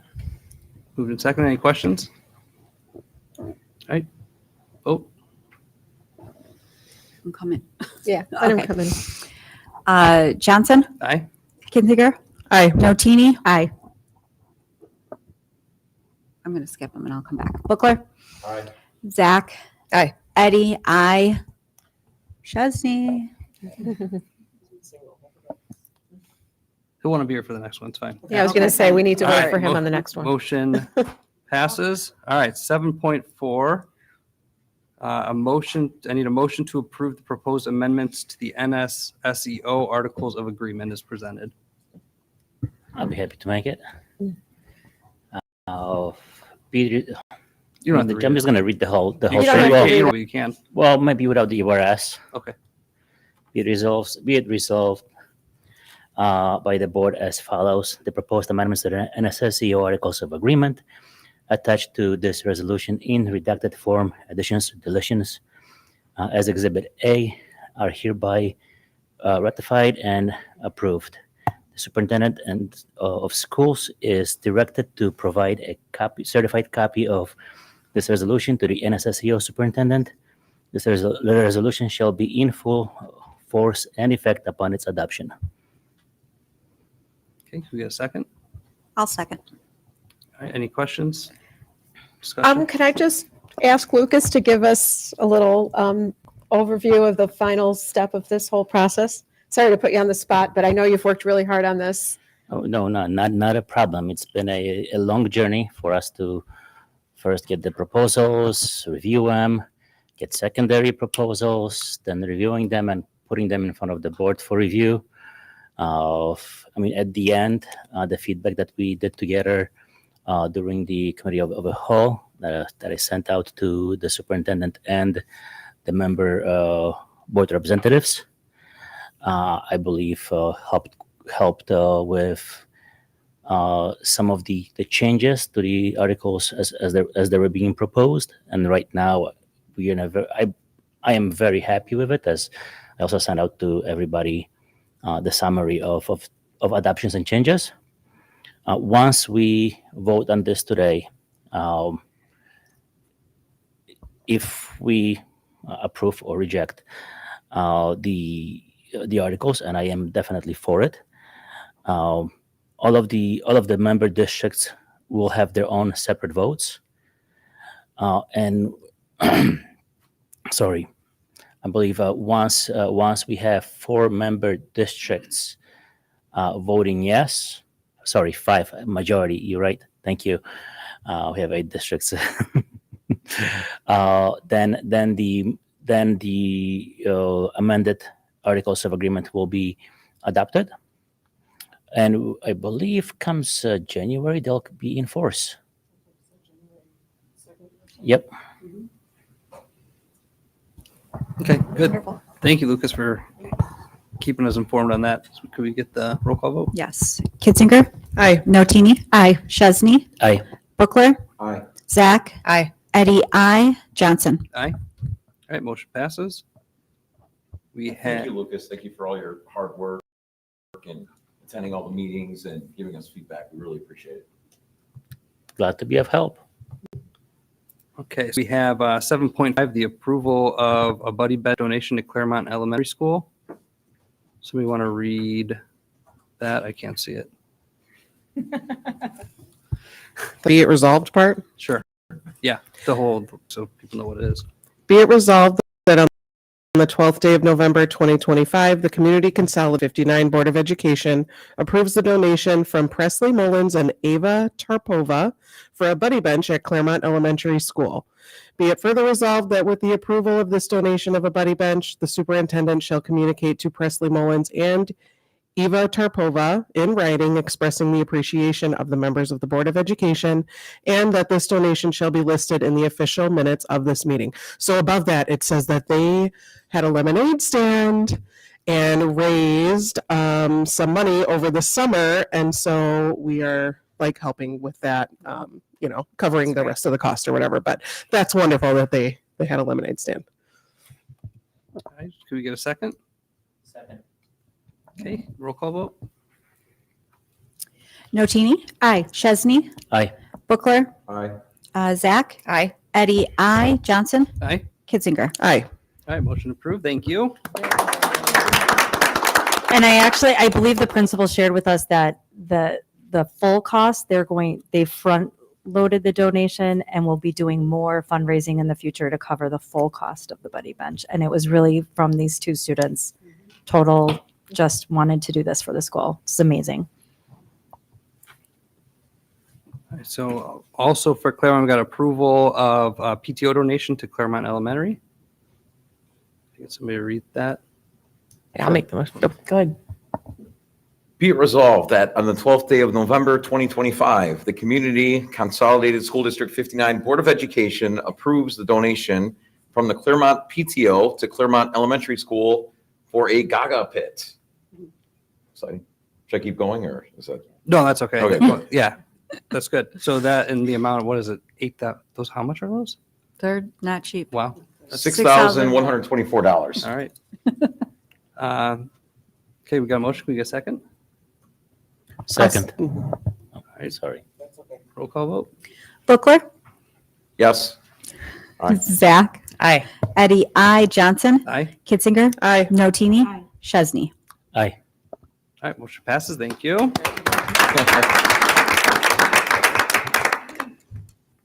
All right, then 7.7, the approval of Operation Warm donation to Bird Elementary. Let me zoom in and I'll read it. I witnessed this. It was very impressive.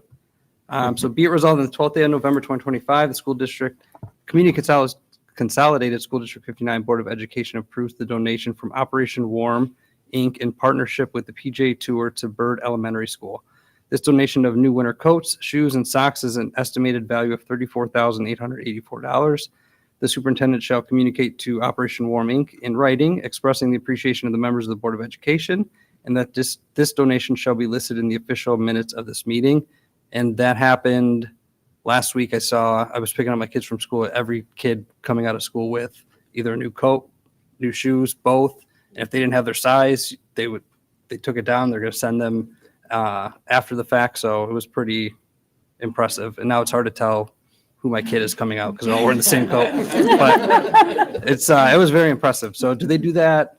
Do they pick a school each year or? Not necessarily, but last year it was a different school, and then this year. So I think it's only been two years, Ashley? Yeah, we apply to different schools every year, but they just kind of randomly choose. And then sometimes we get really lucky and then they give us their leftovers. Yeah. Wow. I got to see lots of kids in very nice looking coats today over at Bird. And I know we've done it. We did it at the back to school, like perfect timing for the weather and everything. And communications did a great job of working with them to put out a great feel good story. It was awesome. Good. All right. Can we get a second to the motion? I'll second. All right. Can we get a vote? Zach. Aye. Eddie, I. Johnson. Aye. Kitzinger. Aye. Notini. Aye. Chesney. Aye. Bookler. All right, motion is adopted. Thank you. That is it for action items. We have discussion items. 8.1 is the estimated 2025 levy. Thank you. Happy board appreciation. It's always very challenging following some exceptionally good speakers doing their presentation. And then I'm here talking about levy and taxes. Lifeline for our school district is local property tax. Close to 79% of our revenues is generated by local property tax. This action today by the board is step one.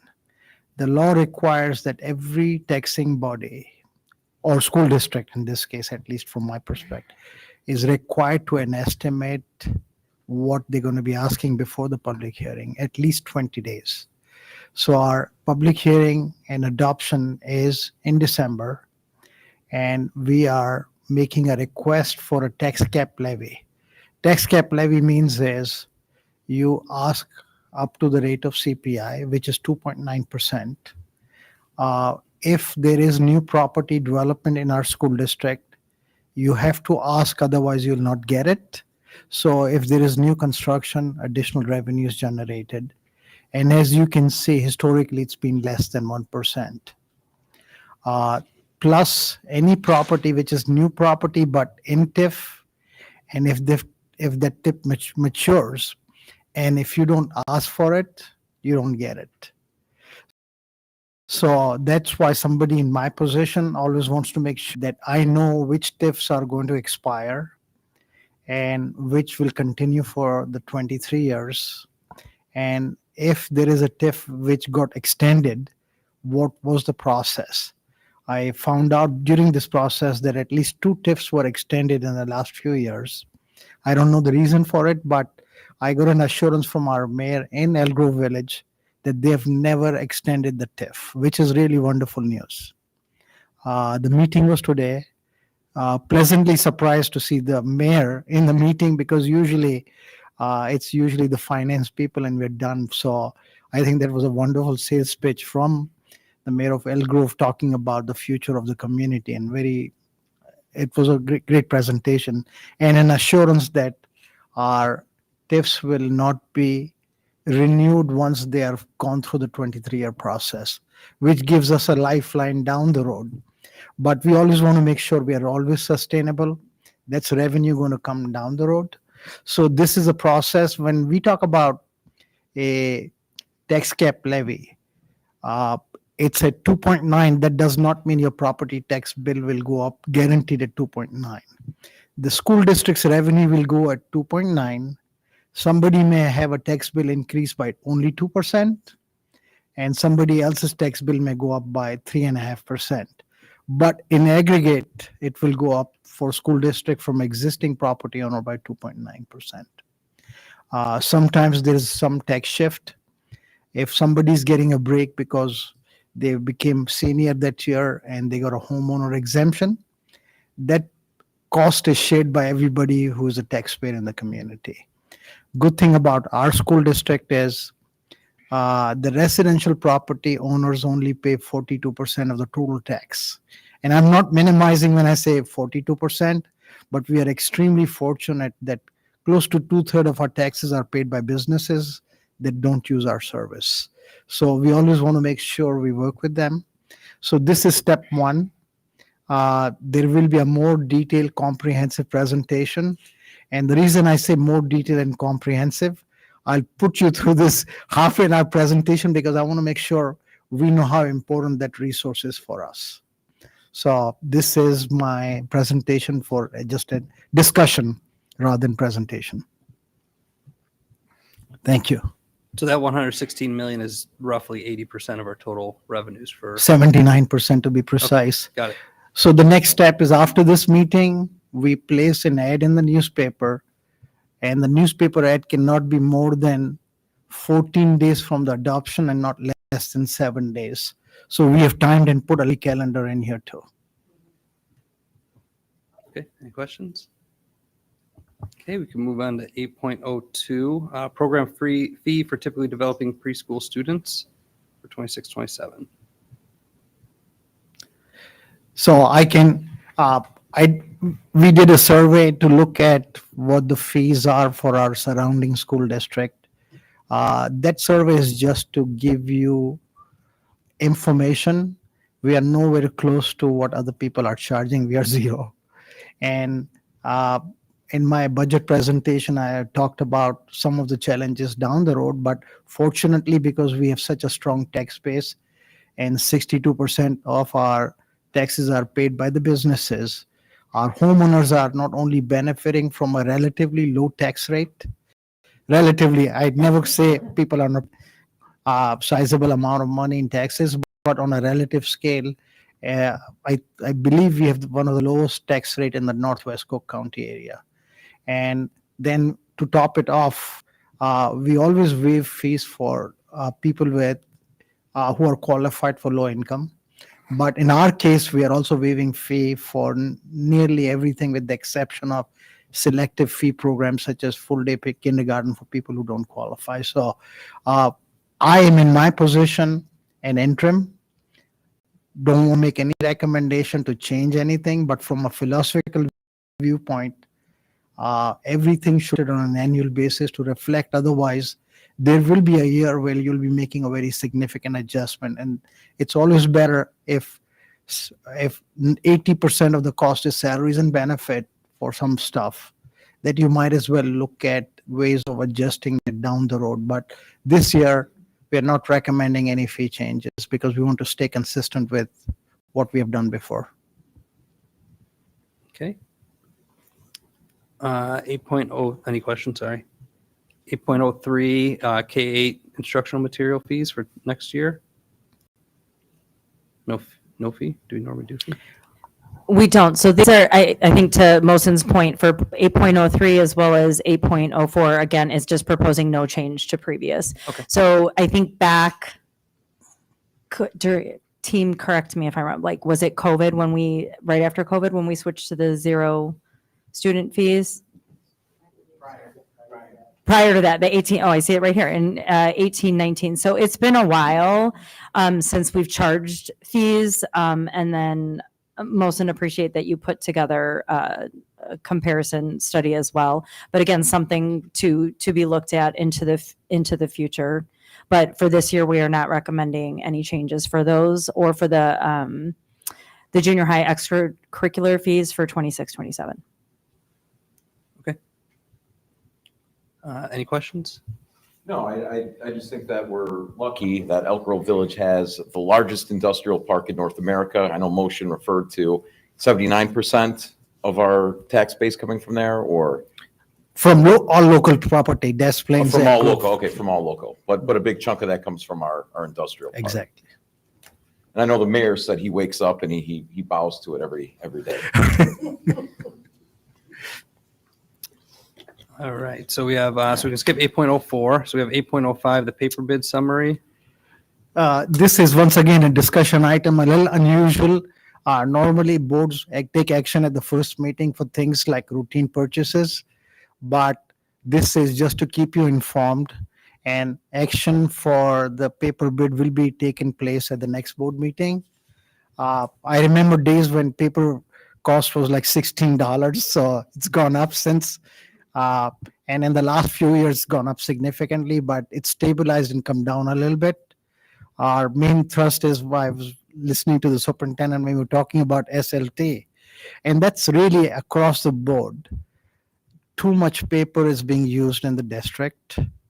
I say that, and I know I'm also printing paper, but we try not to. And good thing is we have paper. We don't have individual printers anymore in many offices. It gives you the extra step of going to the copier if you want to print something.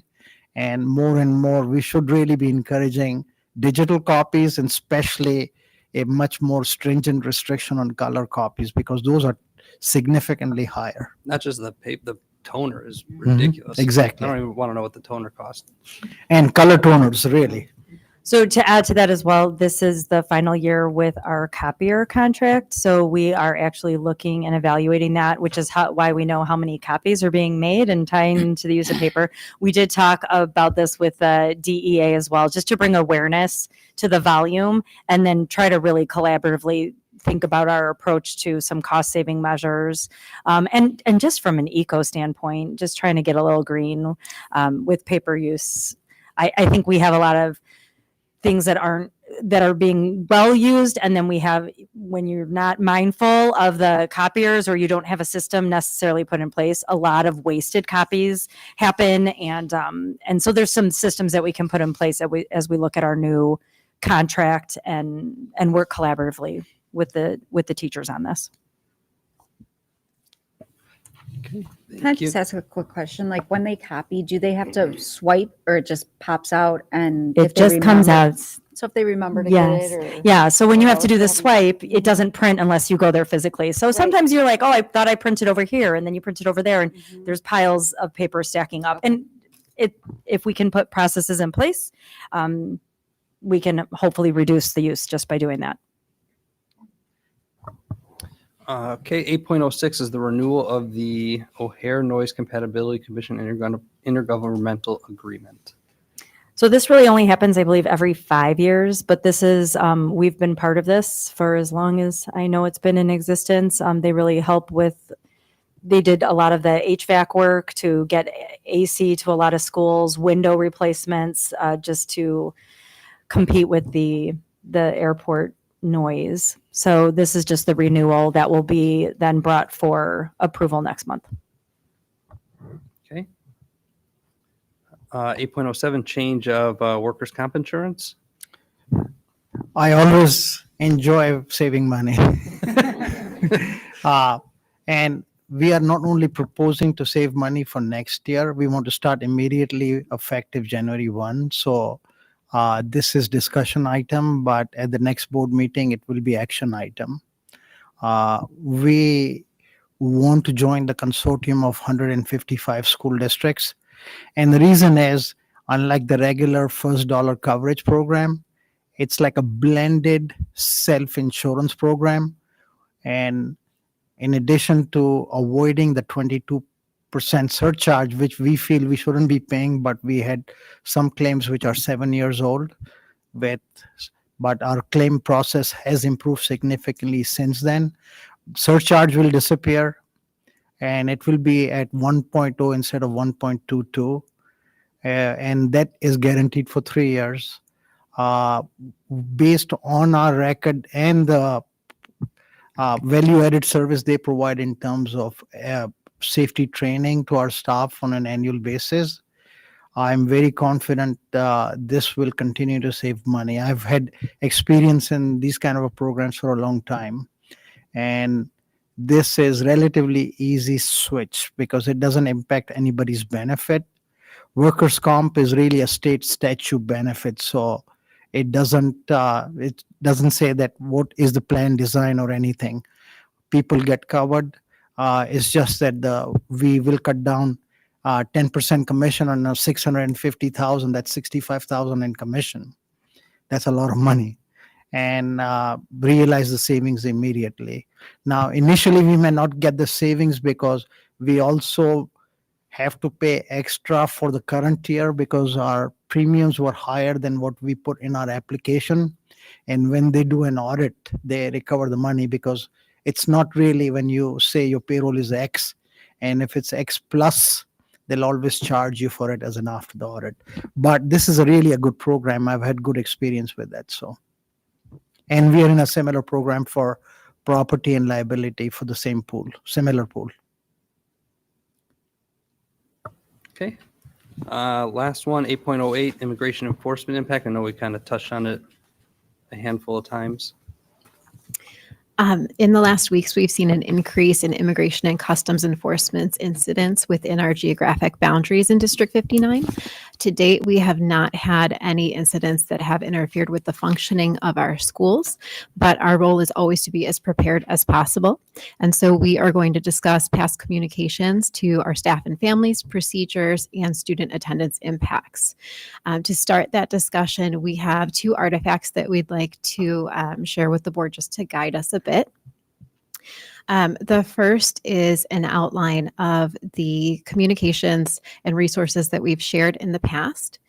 We have been tackling the concept of immigration and customs enforcement and how it could impact schools for quite some time. Starting in February 2017. So as we did a records review of our updates and resources, in February 2017, we had staff updates, administrative procedures, and family resources shared. And then again in September of 2019, that's when we created a more detailed staff guidance document in an FAQ format that had procedures, the resources that were appropriate to share with families, and different approaches that staff could take to families and students in need. Then if you fast forward to 2025, that's when we saw the Illinois State Board of Education produce more updated non-regulatory guidance for Illinois schools. And at that time, we checked all of our guidance that we had issued to make sure it was aligned, up to speed, that we had all the information needed in it. We updated our documents. We updated those administrative procedures, provided family communication, which also included parent rights and additional resources, and had staff updates. Then in May, we provided additional resources and updated our webpage to reflect that. And in August, that's when we did our safety reviews. Now, these are annual, so we do them every August. And this year, looking at that, we made sure we had all of our standard response protocols in use. Every single school went through their emergency protocols, and we had an emphasis on Crisis Go, which is our communication platform that we use in the district to enhance our standard response protocols. We also practice all of those things during Safety Week. So this fall, I'm sure you saw lots of family communication and our safety newsletter about our protocols and how we operate within the school. Those are protocols that can be applied if we see immigration and customs enforcement action around our schools that we think would impact student safety or staff safety. So we have a very heavy emphasis on making sure that we practice, reinforce, and have those protocols as a habit for our staff and know what to do in the event of an emergency. We also issued staff resources and family resources at that time, reshared Know Your Rights reminders, and links to resources that were also shared by the Illinois State Board of Education. There is a new immigration hub that has everything condensed in one web page with easy access for our families. We shared that. And then come November, we are doing this board update right now. We have been updating the board in our Friday weekly updates on immigration and customs enforcement resources and communications that have gone out. We've updated our web page. So those of you who have been to our web page recently, you will see on our landing page a very clear banner at the top that leads you directly to our FAQ and our resources.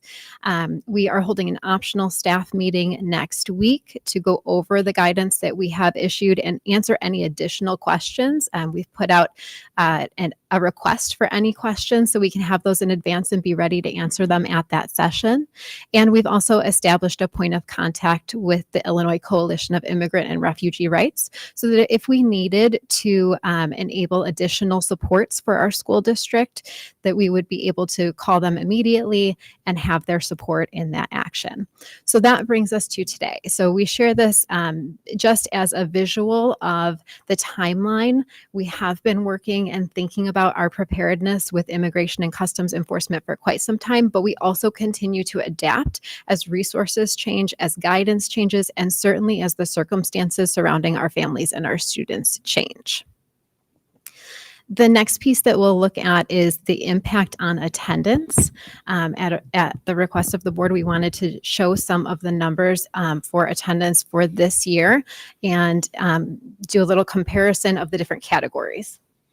Got it. So yes, based on some questions, I highlighted the safety piece. Now, these are reasons parents provide us when they call in. Actually, if you look at the very top, no reason really. There are times parents don't provide a reason. When we reach out to get one, we don't. So you could see the volume of that piece. Safety could be for a lot of reasons, but when parents provide that, so far this year, we've had 95 students absent for 301 days related to the safety reason. I will tell you, last year we had 792 kids for 873 days using that same safety reason. So that's up to a parent how they use it. I think the context here is we've also had 614 kids miss over 2,000 days for a family vacation. So I don't know if that number for safety is high or low. It appears to be relatively low when you think across our 5,800 kids. I think the biggest piece for me are the last two lines. When you compare this year, we've had 12,564 kids called in absent. Last year, same amount of days except for 1 day more for Ridge this year compared to last year. It was 12,750. So we seem to be very much in alignment with the amount of days missed, amount of kids missing days, and how that functions across the board. Again, that's an option for parents to use. We don't question, are you calling in saying safety because of?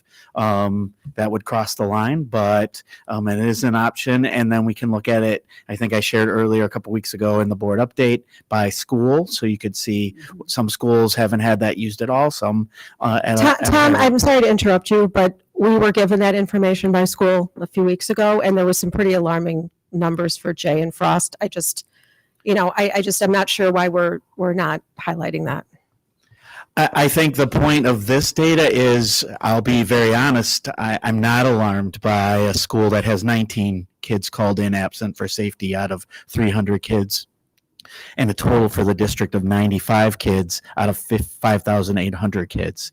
So when we look at context and provide some additional data, while we want every kid to be in school every single day, at the same time, that's not a very big number when you're talking 12,000 kids called out for the year. Any kid or a parent concerned about sending their kid to school for safety is a major concern. Obviously, that worries us. We want to work with those families. We want every kid in school. But when you say we've had 173 parents call in because of a family emergency, that could be anything. We've had 337 kids not come to school because they missed the bus. So we're just trying to provide some context around this piece. And, we're going to continue to monitor those numbers. And, why I talked about last year, those numbers will likely go up throughout the year. It's something we keep track of. But from a numbers perspective, it's not standing out as an alarm for me. And what I want to jump in to Tom's point, we were asked for this data. What is so critically important is not even these numbers that are here. It's the conversations that happen as a result of the phone calls that are happening out there. So this is why when we're asked for large sets of data, it can be dangerous out there because now people are going to draw whatever conclusions. That's alarming. That's not alarming. We've got a problem over here. We don't have a problem over here. We monitor it so that we ask the right questions. But what matters most is all of the stuff that Dr. Ossel just shared and the people who are sitting in our audience tonight, because every single one of those numbers represents a child, and a child that is being contacted and having a conversation, that parent is having a conversation with someone to find out why and how do we support you and what do you need. So that is the hard part in looking at this. We're providing this because it was requested.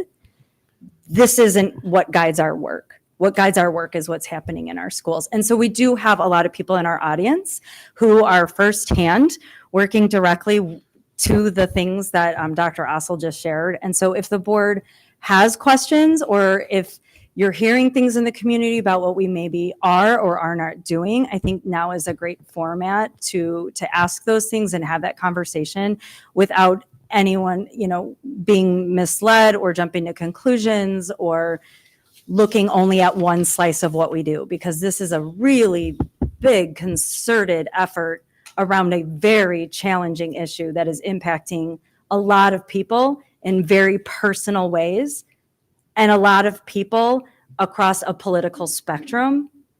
And we as a school district, as a government agency, have liabilities and legal obligations that, again, that's why it's so important. It takes a village. We need partnerships.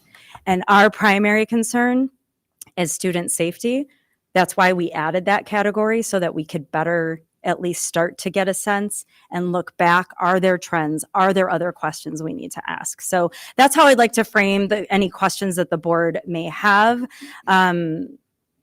Safety is paramount. Trauma-informed practices, our SEL, everything we do is wrapped around. And I really want to highlight as well that this has escalated to a level that we have never seen before in our area or probably in our country.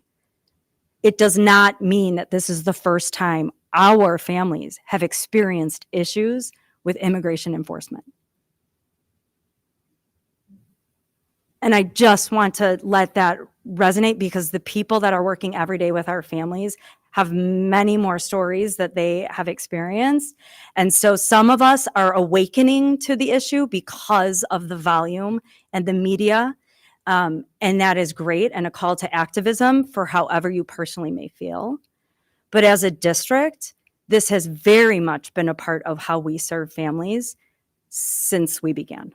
And I think that's a really important piece that I want to communicate out on a very personal level. I agree, Terry, and I think that this could be very misleading. Safety to one person could mean family emergency to another. Safety to one person could mean my kid's getting bullied and I don't want them to be at school. Or that could be, whatever. So it could be very misleading, right? I think the point is that, like you said, we have lots of resources. So maybe we could talk about that a little bit, Katie? Absolutely. So I'll start with the attendance piece, and then we can just expand from there. And I do have Ashley Robertson with us tonight. She is the Director of SEL and Student Support, and Danny Malik, our Director of Safety and Security. So if we have some direct questions for them, that's fine as well. So in terms of student attendance, anytime we have students missing, we have attendance teams at our building and administrator-led groups that are looking into why students are not at school and how we can help them overcome barriers. That is also a direct function of our community outreach team to help our families overcome those obstacles that are preventing students from getting to school. So they are very routinely problem solving with families around those incidents. As that could potentially relate to ICE, I believe we have parents who are afraid to walk their students to school or walk their students home from school. So an example of something that is happening with our teams is they are pairing willing parents with parents in need, and they are electing on their own to partner and walk kids to school. I think that's a great resource that we can provide in a way to connect our families, where we are not necessarily taking on the role of supervising students to their doors, but we are helping connect resources that can enable that to happen. So that's one example of many many strategies that our community outreach teams and our school teams are utilizing to help overcome barriers. We also work with families on how to establish healthy routines in the morning for wake up and get ready and get your things and come to school. Sometimes it's a motivation issue. Sometimes it is truly a transportation issue, and we're working on, is busing available and how can we make sure we get that for you? So there are lots and lots of needs that are regularly coming to those teams that they are problem solving. This is now one of them, and they are utilizing some of the same strategies that we've used in the past, but in a new way and for a new reason. So in terms of attendance, we have a multi-tiered system of support, just like behavior and academics, and put supports in place as students need them, depending on the days that they've been out, the obstacles they're experiencing, and the ways that we can support as a school district. If I just venture into other realms, when we talk about mental health and wellness, we have extraordinary supports in our district. We do have social workers at every building in our school district, some with more than one social worker. We are staffed to support the needs of our students with disabilities that receive social work per their IEP, and to support the needs of students without IEPs that have emotional needs that can be met within the school environment or need skill building, either social or emotional in nature. That is one component. We also have a really robust social and emotional learning team. We have interventionists and coaches led by Ms. Robertson who are available to support our staff. So as staff are feeling and have expressed, I'm not sure how to talk to the student about this need, we have people that they can call upon to say, help me understand how to have this conversation, or give me some language that I can use. We also have that in our staff guidance, because that may not be the norm. And if a teacher hasn't experienced that before, we don't want them alone in that moment, and we want to be able to share those resources. We also have just this year adopted Cartwheel Mental Health. So we have availability of telehealth services for both parents and students to utilize if we have wait lists that might be too long in our community to see a provider right away. So we are trying to continue to expand the resources that we provide. And those are things that can be applied for a variety of reasons. But right now we're seeing applied because of concerns with immigration and customs enforcement. There are probably many more aspects I can go into if we talk about safety protocols. We are making sure that we are practicing, and not only practicing, but then debriefing with teams on how did that go? What were missing pieces? Did anyone struggle with the technology? We're providing professional development. Mr. Malik is going out to teams to say, what worked and what didn't work, and how could we do that better in the future so that people are feeling more comfortable with it, to make sure that we're communicating effectively in the event that we do have an emergency. So that prevention and preparedness is always a key element of our work, but one that we're really honed in on now, knowing that we may need to utilize it for different reasons. So there are probably many things I can expand. I don't know if there are specific questions that you'd like to ask, but that gives a little bit into kind of the mental wellness field, the procedures and protocols component, and the attendance component. Yeah, I just have a question about, you said there's optional training next week for staff. Correct. And I'm really happy that you are seeking feedback prior to that meeting, just so that they feel that everything they need to be covered is covered. My question is, are you then going to seek feedback after that meeting or after those series of meetings? So first and foremost, staff can give feedback at any time. There's no limit on the feedback that can be given. We always encourage our staff to talk with their building administrators, and then we are regularly checking with building administrators to say what's coming up, what are the needs, what are trends that you're seeing. Those conversations are happening on a weekly basis at our administrator meetings. Our doors are open. Staff know our names and our numbers, and they have that available to them in their emails. We always put on our safety newsletters and our information. If you have feedback, suggestions, comments, questions, here's how you can reach us. So I encourage staff to reach out all the time.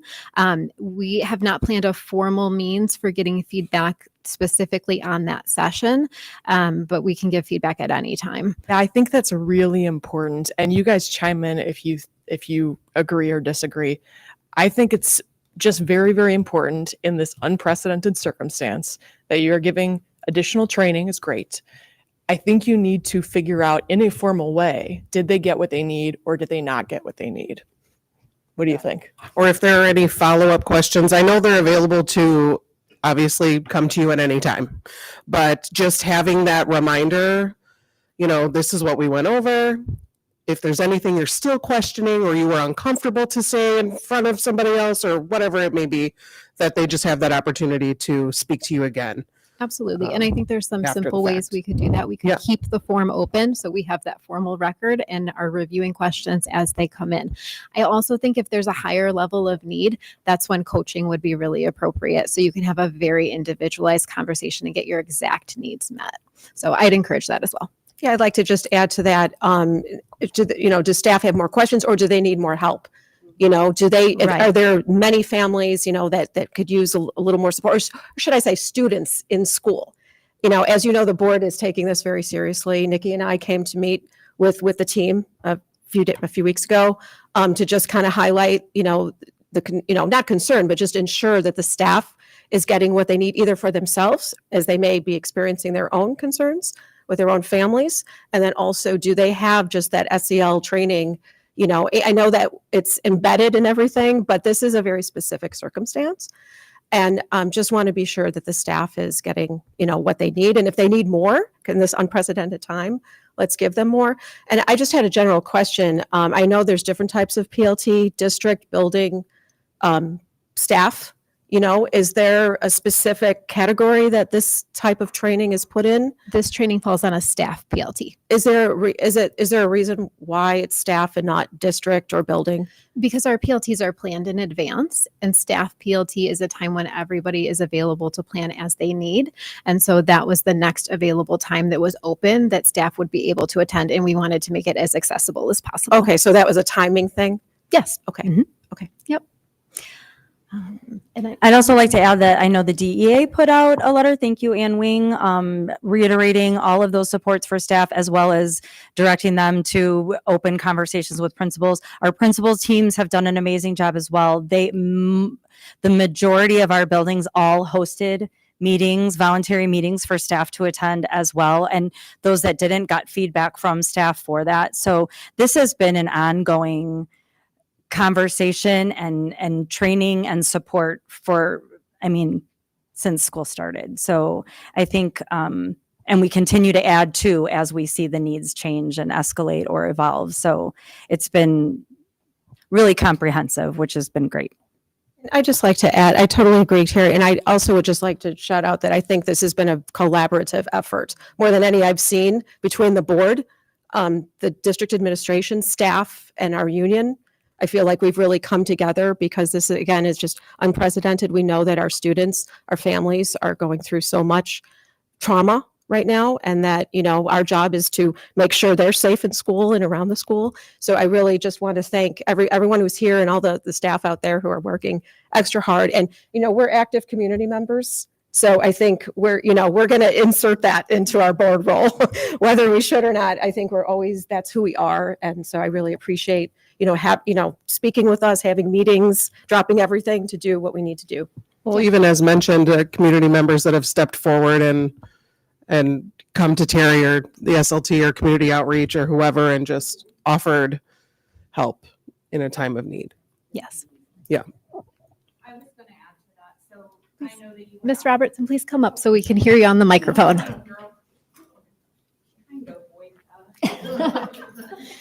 Brandon, don't put me on camera. I just wanted to add, I know you were asking about resources and how we've been supporting families. There's been a lot that the community outreach team has done in terms of connecting families with resources. They've worked really hard to make sure that all the needs of the families were met. They've worked with some local grocery stores to work out some plans to make sure that groceries could be delivered to the families in the district so they didn't have to leave their homes. But outside of that, the families really within the district have really come together to make sure that they've supported each other, which has been a really nice it's just been really nice to see. I've said since I started working in District 59, it's such an amazing community, not only to work in, but just to be a part of. Since we shared the message was it just last Friday when the communication went out with all of the, how you can help, and if you need supports, here's where you can get them. We've had several Amazon packages roll through. Every day Jack brings around the cart and there's a different Amazon package that comes through to help support our families, which has been just amazing to see. But ISB has also put out a new communication as of today. I just briefly looked through it, but has new resources. It highlights the Beacon Hub again. We'll share that. But it also has, I don't want to misquote it, the psychological first aid mobile app that we can share with staff. And so we will make sure that we get out the new trainings that it offers as well. There's also a free 1-hour training that staff can take to help support them in supporting staff and families too. Thank you. And I just want to, since I'm the rep, I got to rep D59 Foundation. They're doing a donation drive, and they do a lot of additional work in addition to our awesome community outreach team. So if you are a parent and you're looking for somewhere to donate this holiday season, the D59 Education Foundation and the Empowerment Fund is going to provide additional help to some of our students who are struggling and our families who are struggling. So yeah, I know everyone's working very hard on this. And as you can tell, we all care a lot. So yes, we just want to move this forward in a way that's most productive. And so I'm sorry for harping on this, but I'm going to go back to my question. How are you going to know that the staff is getting what they need from these presentations? The staff have to tell us. Okay, then you need to ask because. And we have. I want to just, Sure. and again, I think it's because we also care just as much and are seeing this on like every single day. It is so important. We put it out for this optional. I think we've had 30 as of today sign up out of 1,100 employees. I think that should be, not again, that you're going to jump to data, but looking at that, it also tells me we have a lot of staff who are feeling supported and who are having these conversations, and are so many layers of resources in this district that are there for everybody constantly. All that needs to be done is send an email to whomever you trust, and we will get it. We get that information. We address it. And whether it's in the smallest of way or whether it comes, not everything has to come to me to know that it got done. I think I want it or to Dr. Ossel. There is so much stuff that's happening that never gets its way out of the buildings because they're handling it and they're addressing it and needs are being met. So we can absolutely put out a survey and get responses if that would be helpful. But I am saying this publicly. We have reiterated it time and time and time and time again. We have job alikes with the social workers. Dr. Degree is meeting with them, sharing information, soliciting feedback during those job alikes with just our social workers. Ashley meets with our community outreach team. What are you hearing? What are you seeing? How do you need supports? She's talking to Kate. The amount of collaboration and communication that's happening, I am telling you, if there is someone who has not expressed a need, I don't know if there's any other way that we're going to get them to communicate it if they haven't done so already. And Sarah, I appreciate the question, and it is our shared goal. But the best thing I can say is for everybody to say, if you have a need, ask the question to whomever you trust within our organization. That is the best way. We don't know if you don't tell us. The strength of the Student Services and Support Department is that Ashley is bringing the information from all of her teams. Danny is hearing that from a safety and security perspective. Elizabeth is bringing it from our student services staff. And the three of them with me, we are collaborating on what is exactly happening. We're keeping each other informed of what's happening, and then we are collectively coming up with the response and then in meeting the needs of our staff and our students and our families. That's why our department functions successfully. That's why we've seen the results that we have, because we are doing it together and we are bringing the voices forward that are coming to us at the coaching level, at the community outreach level. When Danny is out in professional learning sessions, working on these crisis response plans, The things that are coming to him are coming back to me, and then we are collectively working on it. And I'm bringing that back to SLT for any impacts that may have on HR or on instruction or on communications. So we are going to continue to operate in that way, especially when unprecedented things are happening. That is the strength of the department, because we have to hear from people. We have to get input and voices heard in order to successfully respond to the need. So I am fully on board and aligned with you about getting voices, but we also will need people to speak up too. So we have to make sure that it is a two-way dialogue. I'm with you. We will keep that forum open so we can continue to solicit, and we will think about other ways that we can continue to bring voices forward. I want to add one little caveat, because I think part of what we're also sensing from some voices that we're hearing that don't maybe feel as supported as they want to feel is because there are things we cannot do. One of the questions, even in the form, was can intervene between ICE and families. And the answer is no, we cannot. And that is not the answer that makes people feel supported who are in that moment. And that is a very difficult position for us as educators to be in, because our whole souls and beings are to protect. And it is difficult to share that answer, that some of our answers are no, we cannot do that. And take that for what that's worth. But I just want you to know that there are people, no matter what we do, I am not in a position to give them the support that they may be needing in these moments. What we can give our safe spaces, what we can give our listening ears, what we can give our stability and structure to our students and to our families. The best thing we can do is show up every day and be a great place for learning for our kids and for each other. If our staff are individually facing fears, I cannot take that away.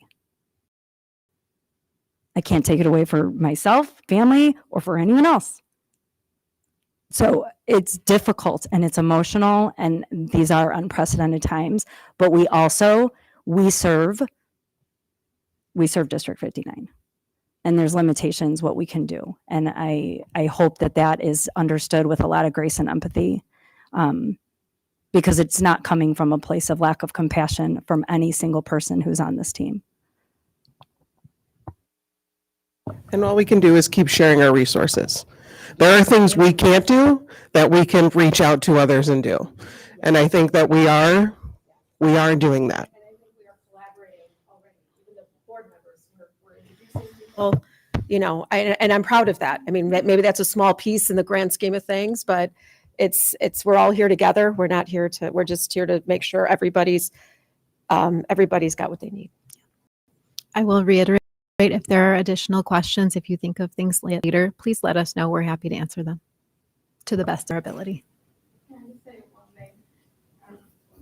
just want to say that I also don't want to, I keep hearing, great job community outreach.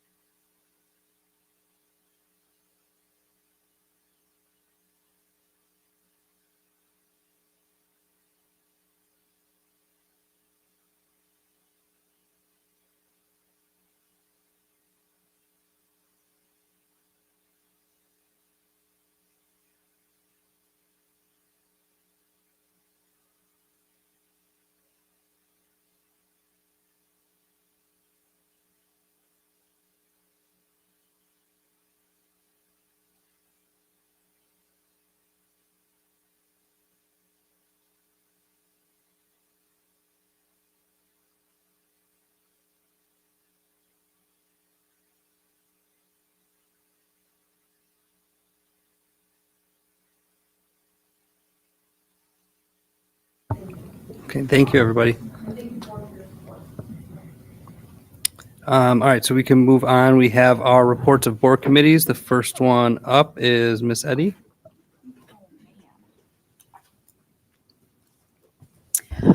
Okay, so this month has been a crazy month of getting a lot of things done. Went to the North Cook Division meeting. Doug Bolton do his untethered presentation.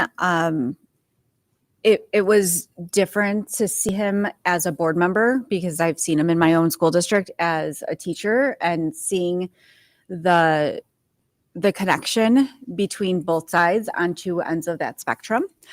As we kind of talked about, Michelle and I met with Dr. Bresnahan, SLT team, talking about the immigration and customs enforcement. Again, I think we're going to go back to that connection. It's just making those connections, because we know when our emotions are heightened, we are not functioning where we need to function, and using the tools that we have to understand where we can continue to, support all of our students and our staff members. And yesterday was my marathon with Tom of going to 3 schools in 3 hours, and we did it, and we were on time for everything. So thank you to Bird for letting me come in. Kind of saw how, recess coming in along with lunch, and then we went into the LRC and looking and seeing the different things that they're doing with the STEM technology. Sam Labs, which I was like, wow, what is this? And then we saw the video of 3rd graders making these fans and 5th graders making haunted houses.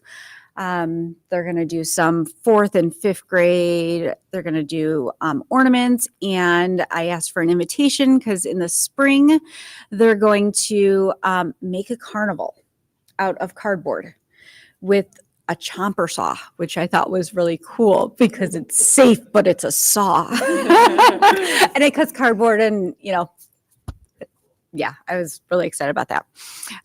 Then I went to Grove, got my swag at Grove, got my bag, got all that. Again, whirlwind. We saw Avid in 8th grade. It was nice to see them doing something that they were finishing up work that they had trouble with the first time, and then they were able to communicate as small groups and figure it out on why, things were not done correctly and how they can move forward. Then I went into double advanced math for some geometry, and let me tell you, I had no clue what was going on. And math is my thing, just not geometry. But again, engaged, working, able to, explain what's going on. We went into 7th grade and saw Officer Palmisi starting his lesson, and that was nice to see. They were talking about cyber safety and social media along with online gaming, and how just even something as simple as screenshotting a Snapchat is telling the other person that you just screenshotted. And that could also cause some friction. Newcomer class, year 1, it was science. And let me tell you, I was a little grossed out, but it was really cool because they were looking underneath the microscope at different things.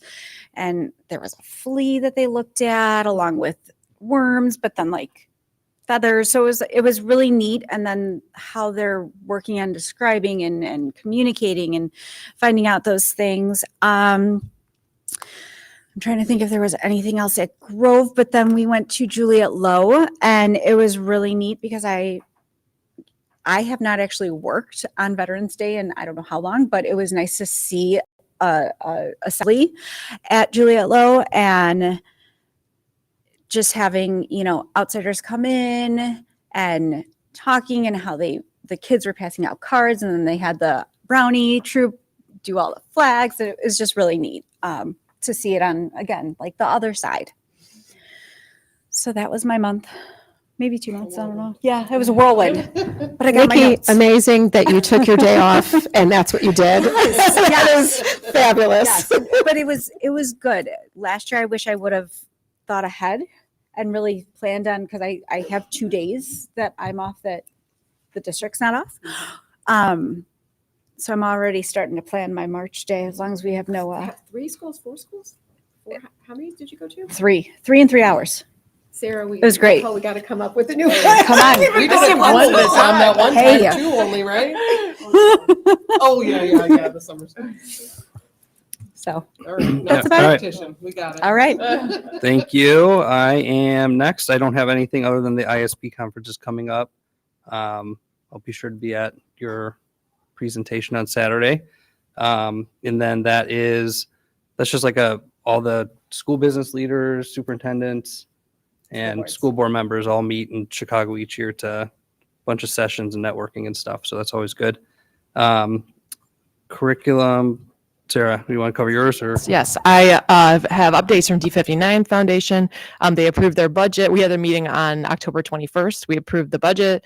They approved their first official grant for the year. And they discussed their upcoming scholarships for former 59 students who are graduating high school. There are academic and trade scholarships available. And they also expressed interest in doing a presentation to the board, which hopefully we will see after the first of the year. It's a good reminder to us and to the community what they do, how they fulfill their mission. So hopefully we'll be seeing that soon. You all already heard my plug for donations. They are doing a donation drive. They are an excellent place to donate, and the Empowerment Fund does wonderful things. So as always, thank you, D59 Foundation. In terms of my adopted schools, at Ridge, they had their Boo Bash this last month. I was there with Nicole giving out candy. We saw a lot of dinosaurs and K-pop demon hunters. Thank you to the FTO for all their hard work. Elk Grove Police Department and Fire Department hosted a trunk. Miss Doles, who gave out candy dressed as Bluey, which went over very well with my 3-year-old. And I was also a mystery reader this month in Mrs. Oates' class, 2nd grade. There was an exceptionally cute little boy named Lincoln who helped me turn the pages. And I look forward to reading in more classrooms this month. Tomorrow I'm reading in Miss Crohn's kindergartners. And at my other adopted school, Forest View, I've been showing up as a mystery reader. I was there in 6 classrooms this past month, and the kids are so cute there. I've been getting to know the dedicated teachers and kids. The kids are bright. They're adorable. So thank you to the teachers who've given me a warm welcome so far, including Mrs. Takao, Miss Zernjabal, Mrs. Kim, Mrs. Gandhi, Miss Levin, and Miss Fitzgerald. And I'll be there a lot again this month. Thank you. We have NSSEO, Mr. Chesney. Oh boy, also a very, very busy month. I'll combine it with more than just an SSEO. But some updates from the latest. First, Articles of Agreement, we just voted on it. Very happy that we're moving forward. Now we can move to other important business. Few small items that I noted during the NSSEO meeting, which I think is just great to highlight. NSSEO does a HumanX surveys and to see how they're falling within basically how teachers, staff like the district, and they have been they've got 90% plus in what is being called the dream box, where people are very happy with the school and they want to stay. And I think this is also reflecting in the 90+%.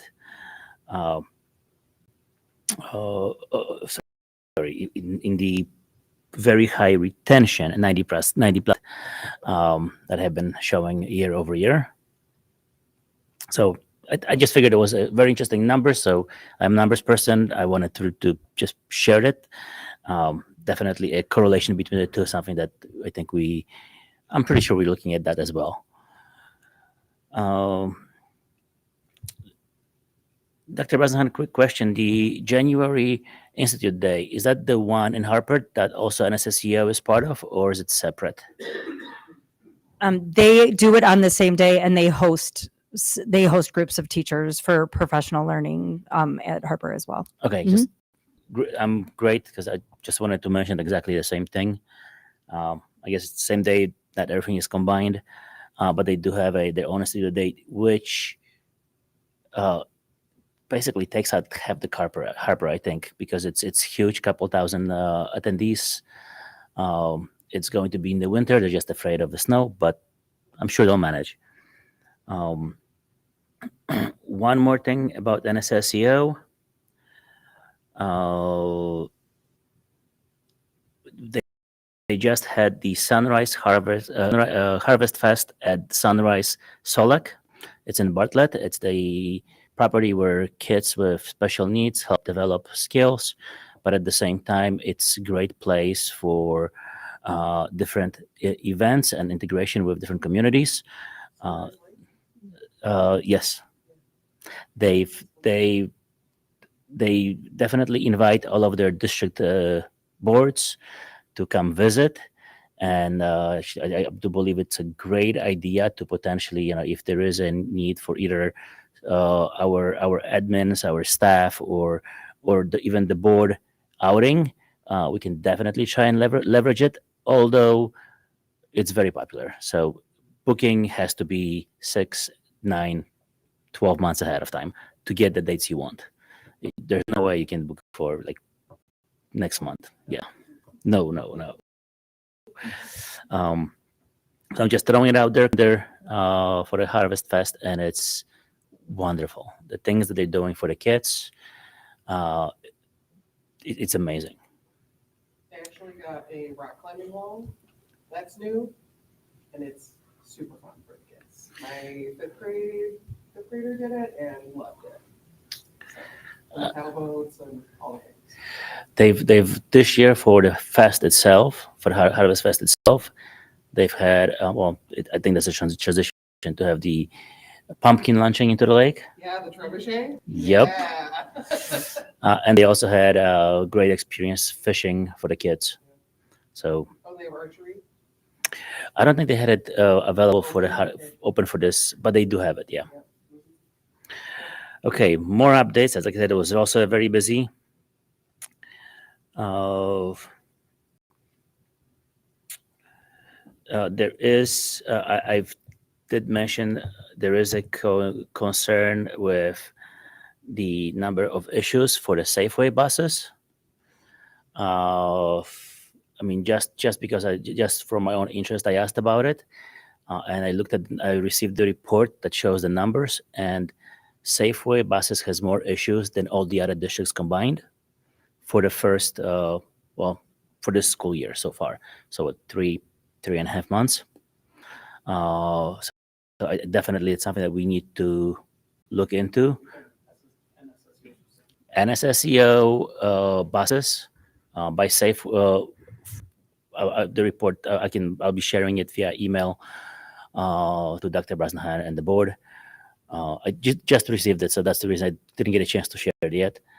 But it is a concerning, alarming number. We've talking about 67 issues with 59. Everybody else combined 60. So that's we're talking about kids who, technically speaking, the routine is one of the most critical thing for them to feel safe and stable, so they can continue, develop, and move forward. And unfortunately, I don't think that is being well provided. So I'll send it over and we can take it from there.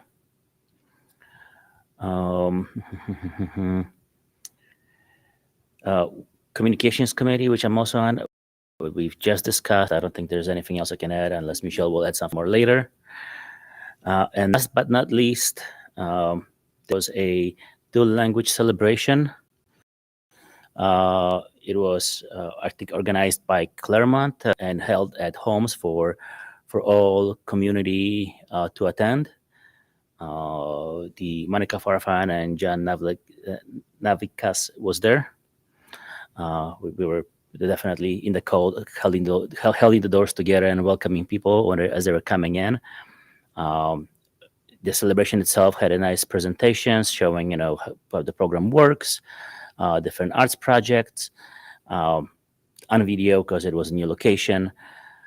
They also had a nice show, a theater show by Little Stars Theater, which definitely was the highlight of the entire evening. Although I think, seeing how kids were a little bit bored, This year we were missing some of the activity entertainment like active interaction because it was a new location. Previously, this was held in Claremont, and I know there was more like hands-on plays and music for the kids. But that is first time new location, and open invitation to everybody. So hopefully we'll continue developing it more. And finally, that's it from me. All right, our last couple committees, Ms. Notini. Yes, as Lucas had mentioned, we did meet with Rachel and go over the communications plan that Rachel just presented. And we did spend a bit of time talking about our board initiatives, which are Coffee with the Board, Adopt a School, and community engagement. So we talked a little bit more about those. We're going to keep focusing on those. As for the Finance and Facilities Committee, I'm hoping we will have in December a finance meeting to kind of focus on the transportation issue. So I'm looking forward to that. And as for my activities, I did attend the trunk or treat at Salt Creek, my Adopt a School, and also at Frost. That was just amazing. I wish they had that when my kids were at Frost. It was just such a great way for staff and parents to come together. I mean, I even saw like our staff had brought their own families. I mean, it was just jam packed. So such a great time. And it was a great way for me to meet Salt Creek, my new Adopt a School. I got to meet, their staff, their PTO, which that's my next step is to join more PTO events. So, yep, that's all for me. Okay, and not on committees, but feel free to sign up for any of mine at any time. Okay, I went to the Ed Red luncheon.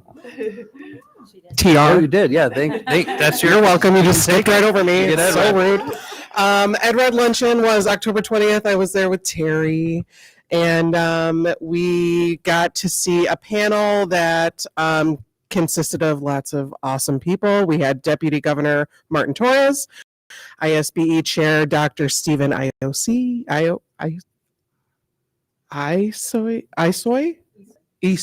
Okay, very good. Senator Adrian Johnson and Representative Will Davis. The main objective of this panel was to discuss the future of public education. They went over some main questions like what are some big issues in public education? What are some mental health and safety needs that we see today? And what is our vision for 2026 around mental health and safety? And what role should the state plan in innovation and education? So I will say that while we were at this panel and they were discussing things like talking about student performance and not so much like how the students are performing, but what educators are doing to help them close achievement gaps. I'm like, we're doing those things. We have great staffing, like we don't have a lot of vacancies.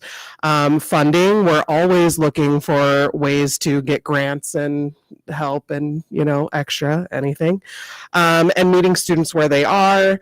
One of the speakers said something about when he's talking about students, he doesn't want to say like all students, he wants to say each and every student so that we are thinking about each individual and where we can meet them. That's very important. So that kind of spoke to me. So it was just a wonderful panel. It was fun. It was informational and it was a good time. So it was great to be there with you, Terry. And then I also had some other things. I went to the family education night. We talked about that for the devices. Went to the Grove Play Game of Myths. If you want to see some funny plays, go see a junior high play. Okay, because those kids are talented. Also went to the Girls on the Run 5K, which was last weekend. Kind of cold, but they did it and they were amazing. I know I wasn't running a 5K in 5th grade, so that's a big deal. And then I will not be able to be at the North Cook Division meeting because I'll be at a cheer competition. But please take notes and tell me all the things because I'm so sad to miss it 2 years in a row. And, I don't know, hopefully I'll be able to go to one sometime. It just runs on cheer weekend every time. And I just, I don't know. So yeah, that's I all. use that as an excuse to get out of cheer weekend. I just wanted to go and sleep in a hotel room by myself and not have to. I hope nobody's watching. No, they're definitely not watching. Sorry, was that it? That's all. Okay, Ryan?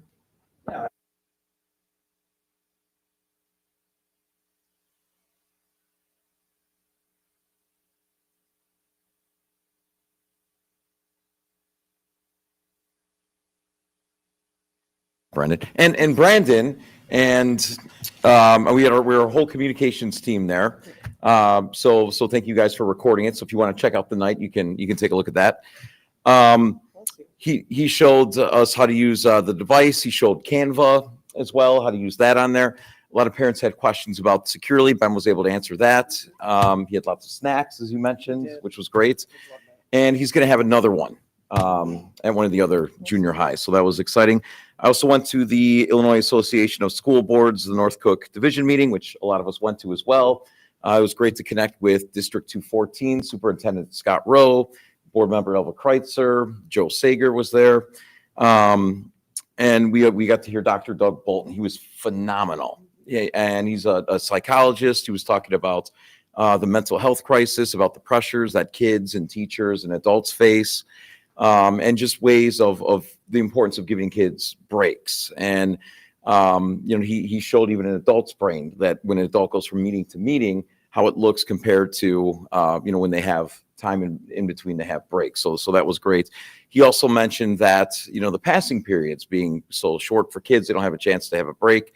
And my wife, who's a middle school teacher, said, no, you need to keep them those 3 minutes, because otherwise any longer and trouble could happen. But otherwise he was fantastic. I would love to have him come to my district, and any opportunities that we have in District 59 for him to come.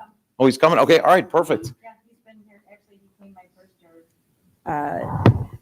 Principal Stone had connections with him, and he came, I think, 5 years ago, and then he's been in several of our schools. Yeah, he's a great speaker. Yeah, excellent. So looking forward to the school board convention in a couple weeks, and that's all I got. Thanks. All right. One more thing Yeah. that I think Sarah and Lucas, did we forget to mention that we went to the Brentwood ribbon cutting? Oh, yeah. Yeah, it was such That's a long. good point. So that was I amazing. We I finally was got to there. see the school. We got to play in the gym and play those interactive games against the wall. That was just amazing. Yeah, I think there's a nice picture of us on the website or social media. So that was amazing. That was one of the first things the three of us approved when we were starting on the board, and so it was awesome to see it come to fruition. It is huge and beautiful, and is going to serve the students so well. It was wonderful to see, again, the emphasis on instructional spaces, so that the kids are going to be very, very well served in that space. It was a joy to see. I'm just going to throw in there that I laughed the fact that we were able, like per our suggestion, because it wasn't in the initial proposals, to repurpose the old gymnasium to really serve the kids, because they already have a big enough for all the activities. So yeah, great package together. Yeah. Great. All right. Thank you. So we have one more informational. You got anything else? One more informational item. It's the resolutions that I sent around for the conference, where we go and give our input and we vote on it. They're all recommended to adopt. Anybody? I'm not going to ask if you actually looked at them, but does anybody have anything that they want to bring up about them? Don't like about them? There's nothing. Nothing really controversial. Yeah, it's pretty. substantial or controversial. Okay, if you come up with anything, let me know. Otherwise, I just plan to vote that way when I'm there. And with that, we just, for the board, we have a closed session that we need a motion to enter into for item A through F noted on the agenda. So moved. Second. If we get a roll call vote. Johnson, Aye. Kitzinger, Aye. Notini, Aye. Chesney, Aye. Hookler, Aye. Zach, Aye. Eddie, I. Johnson, aye. Did I say aye? Yeah, you were first. Okay, motion passes. Do not